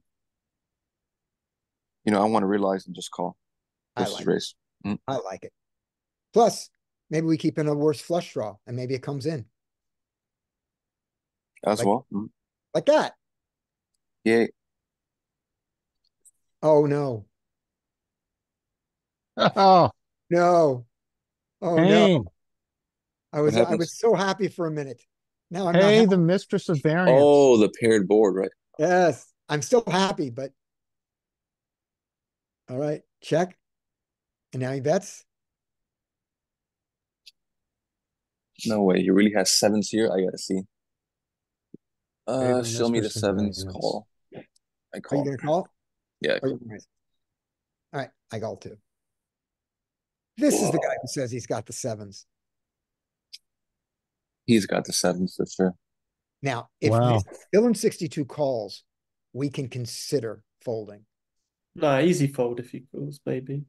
right? But now, Actually, maybe not easy. Was it he was is it big blinds doing 64? he's big blind. Okay, it makes it worse then because he's gonna have queen four as well. Well, the question becomes, to me, are you I think ever I would beating sicko value fold shove? this. Nah. This Am is I ever what? never this is never an overvalued queen eight of clubs, queen six of clubs. Queen of clubs is on the board. King Yes, six. that's why I corrected myself. Yes, This is it, never overvalued king six of clubs. it often Never is. an overvalued king two of clubs. It often Uh, is. I think I would actually fold this because the multi-way raise. Yeah. So in theory, if we beat value, we should call, even though the size is ridiculous. And there they are. Yeah, no. I knew it. Yeah, I knew the guy was repping so strong, man. Like this He's guy also bet got queen four too, right? Yeah. no, That's I a really mean good point about queen four. he shouldn't have queen four Uh, at all because it went limp, raise, and he called. If he's like I mean, deuce, from what I've been seeing, just because he's yeah, Yeah, yeah, this is pre-flop action. it's just like a broken stack, big blinds, and he sees queen four suited. He's in the big blind. He calls a 4.5 big blind one. He's just Yeah. they would, wouldn't they? I don't know. I don't think most people call that. Oh, regs wouldn't, but like I'm- recreationals would. Can you make a Yeah, poll? yeah. Let's make a, so who would fold here? Not There's me. queen three. I would have. On It the- depends how many tables I'm playing. If I was two tabling for sure I fold, man, because it's the guy bet twice multi-way in a like raised limp pot. No, it went like, Like No, he checked shove turn. then he checks, shoves the turn. yeah, I mean He's like, this he has a lot here. I just included every flush oh why? because I thought he would check, shove every flush. Yeah.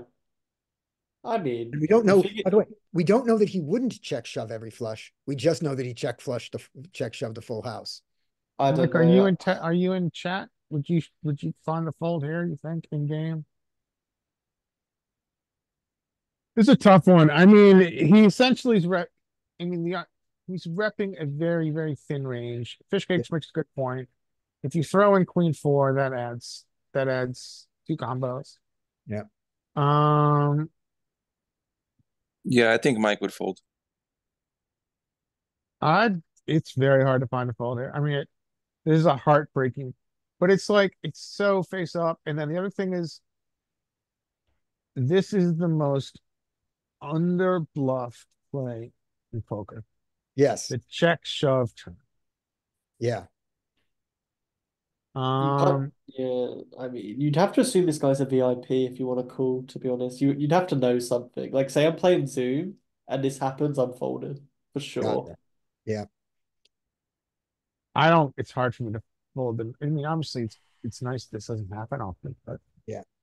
I mean, It's hard for me to fold a nut flush. Maybe I have a leak. Maybe I'm a little bit of a station. And maybe you see it the king high flush enough, but I think it's overwhelmingly calling.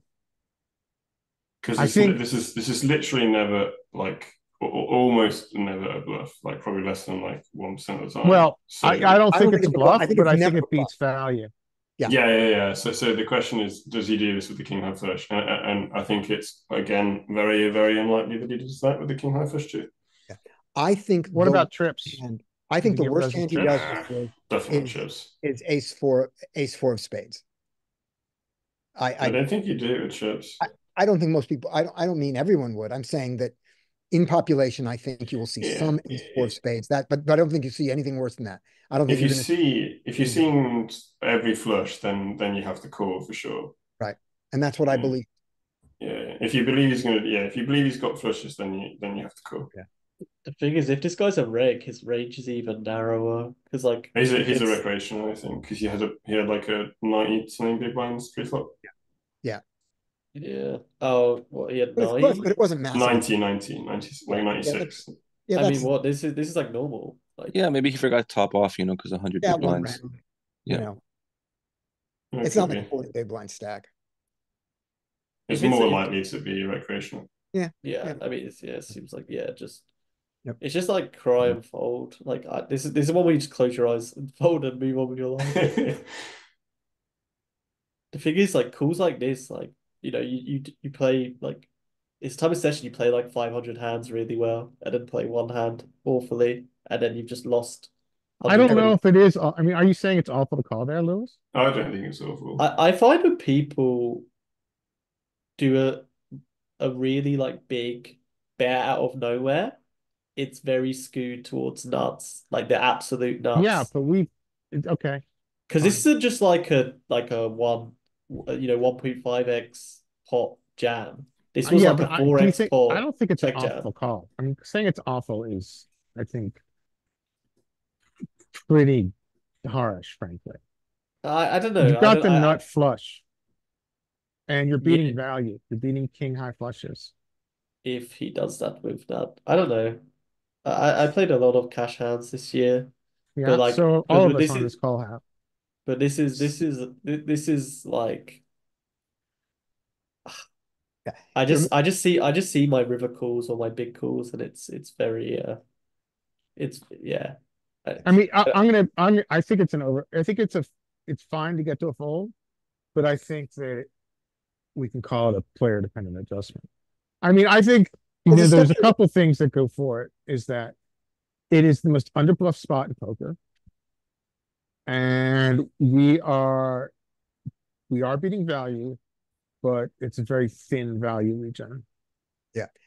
And I think the most important thing here is that Lewis is saying that it's terrible, and getting that information out that he thinks it's terrible is a good thing. He doesn't have to convince us that it's terrible, and he doesn't have to justify it. And he doesn't have to be nice to me because I have the Zoom account. So no, I'm not criticizing exactly. you for using the term terrible, but I think that, and when I say harsh, I'm using it more in the English vernacular, because I get to talk to an English guy, which I don't get to do very often. Yes. And I think it's harsh because I think that there is a value region in which you're beating. Scotty folded the ace-8. I called the ace-8 and lost all the chips in the world. Okay. So much so that I was on this must have been immediately a hand on it coming up, because this is gonna be the last hand. This is going to be Fish Cake's hand, and it's gonna be pocket queens, and I only have 50 big blinds. So I must have immediately lost a hand one before this. Awesome. That I didn't. This is like playing a tournament now. Yeah. So I guess you should explain that ignition doesn't make it easy to auto reload. It doesn't have value. There's no auto. Does it not? Okay. No, there's no auto reload on ignition. Oh, that changes everything then. Okay. Yeah. So what has to happen is, if there's some hand like if you're left with 50 big blinds on a hand that you expect to win, before the thing gets revealed, you have to go and hit the reload button even though you go, oh, Wow. I've got this money made. This hand is mine. And then you go, oh, I don't. And there I am with 50 big blinds. God damn it. That's crazy. So that's probably what happened here. Okay, I understand that now. Right. And it's probably the same people because there's that same 618 stack, and you don't see those very often, but we'll see. So fish cakes. Okay. That's three bet. Oh, Now, it's interesting now because I mean I think I would probably just stick to like 9x, but I mean I have never studied 53 big blind seat, so it's going to get tricky because the SPR is going to play like closest like a 4-bet pot. Right. So here's the thing about it is as the pot size, as the stack size goes down, your 3-bet size is allowed to get smaller. So if I went to 8.5 or 8, that would have been fine. Yeah, that's what I'm considering. It's queens. Yeah, I think I would still do 9 as well, like you. Just stay with standard. Okay. Yeah, now it's kind of like a 4-bet pot. SPR like closer to. I mean, I think I would go just spew 50, like 50, like I don't know, 9 to 10 big blinds. I went extra small with the idea of going 3E, but okay. Yeah, I can see that. Make a call with everything. Yeah, you can definitely get more potential like mistakes with a small size as well. If I pushed it to like 8, though, if I pushed it to like 8, as you had said, that would have put 4 more big blinds in there, 35, gotten rid of 2 of mine, 36. So I could easily just shove now. And that would that's what I would have done. I was thinking like 10 big blinds on the flop and then just shove turn. That would have been yeah. But no, I mean he's probably not gonna is he gonna overfold on the flop? Just this.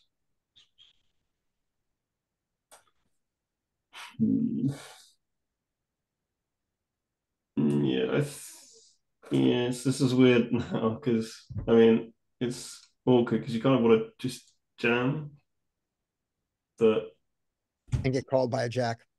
Yeah, but I'm trying to think if a smaller size would work too. If you can actually do something over 3 streets. Yeah, I'm not sure why. We can have a think about it. What's the benefit? Yeah. I mean, I'm just trying to keep in ace 10, I guess. I don't know why. I think it's maybe you can get quite caught by 10s maybe as well. It wouldn't be good if you did now, but you're gonna have to jam river. Yeah, I think you still rip it. Yeah, unless he does first, which he does. Yeah. It's pretty disgusting. Yep. I mean, I'm not folding here because he can have a jack, like king jack. Oh yeah, not lucky. Do you think you can have king jack? I certainly made it easy for him. Do you think you don't jam king jack when the flush comes? Yeah, I don't know. He might just. And it's jack 10-9, king queen, like any flush draw gets there as well. I don't think you'd do it with king jack. Yeah, I definitely would have shoved turn even as played, to be honest, because get a crying call. I'd still lose all the money. Yeah, I agree. Yeah. The river's like I think you also got the queen. Having queens does help because it's probably like one of the best bluff catchers because it stops king queen and also the spade as well. So yeah, you probably just in theory it's like probably a like overwhelming call if not a pure call. Yeah, it probably just is a pure call to be honest. So yeah, I think it's this hand's played fine. I mean, I agree. I would also consider doing a small size on the flop as well, but I think you mean bigger. I would consider doing small size, but I think I would, or like naturally, just I think this hand plays itself better to just do half pot jam turn. The thing is, you need protection with queens, you know. Yeah. So yeah, you're right. Yeah. So I certainly did this to myself by these decisions, but if you look at this, getting him to call this 6 big blinds is not bad. I mean, I'm kind of happy that he did. Yeah, that's fine. here's where, yeah, because when he's betting, he's so thin. Here's the mistake. Is he still going to call? Oh yeah, he's probably not going to call all the flush draws, is he? So that does benefit Jimmy. Yeah. Yeah, I mean, he just jammed, didn't he? Yeah, I mean, If if he there calls was me- if there was going to be a combo of queens, you bet smaller, it would be with a spade, though, I reckon. The thing is, I think the same range kind of cools It anyway. makes it trickier playing it the smaller size too. I mean, I think he played it well, right? Yeah, Yeah. I think it's just played fine. Yeah. So looking at the pot odds, I think here's the part that I do think was a mistake, though. A hand like any backdoor flush draw with an overcard, one overcard and a backdoor flush draw I'm giving him 19% and he's got 19%. So the 6 is too small. It doesn't have to be 10, but it shouldn't be, but 6, it needs to be 7.5. It needs to be a little bit over a third. He's going to have reverse implied odds. Oh no, he's going to have implied odds too, right? Right, but just to make his just to not give him the explicitly correct odds here with this kind of hand. Yeah, I could see that. Maybe going like smaller with aces and kings might be more of a thing, though the queens, I could see sizing up just a tad more. Size up a bit here. He still calls, but just give him the wrong odds here. And then here, I don't love this now with the spade getting there. But I blocked the spade, so maybe not. Okay. I'm just looking at a solver for it. Oh, good. Yeah, let's do that. Let's be done. Although it's even though I'm short stacked, my short stack doesn't come. What is the you think it's worth looking at a solver for? Well, what about the river? When you bet big on the turn and they call, I mean, they could have many flush draws that got there on the river. I mean, can you consider just folding the river probably? I can, but not with this SPR. Not when I've only got 20. That's why. I wouldn't hate folding the river, to be honest. Okay. But like, if you told me he's never betting a worse hand, then like, yeah, then you have to fold. Yeah. So that sucks. Like not being able to top off when you should messes you up. Yeah. Because like King Jack, what's King Jack getting value from when it bets the river? He's not. I don't think people do this with King Jack. Yeah. Even Ace Jack, I don't think does this. Yeah, it's just like but it is such a nice hand to call with, though, right? But have you noticed every time you made a call, like a hero call or like big call, it's like you always lose. This is what I notice a lot when I play on the river or like a big bet and you hear a call. You're just like wrong more often than you should be. There are so many lines which are overbuffed, though, but it's just like actually finding those. Okay. One thing on this is also remember this is not a random sample. This is a sample of pain. Oh yeah. Oh, you filtered okay. I didn't filter for every bad hand. It wasn't like that because we saw some wins. These were all big river ones, but the other things that went into them may have been bad. They may be the ones like I may have looked at a bunch of them that weren't entertaining that I won and didn't put them in here. So did you win on the session then? Yeah. Did you put this in solve? If so, we'll look at it. Otherwise, we'll be done. I don't think it's going to be accurate because of because the cutoff is just 4-bet jamming so much of his Jack X. So good enough then. Scotty, can I just yeah.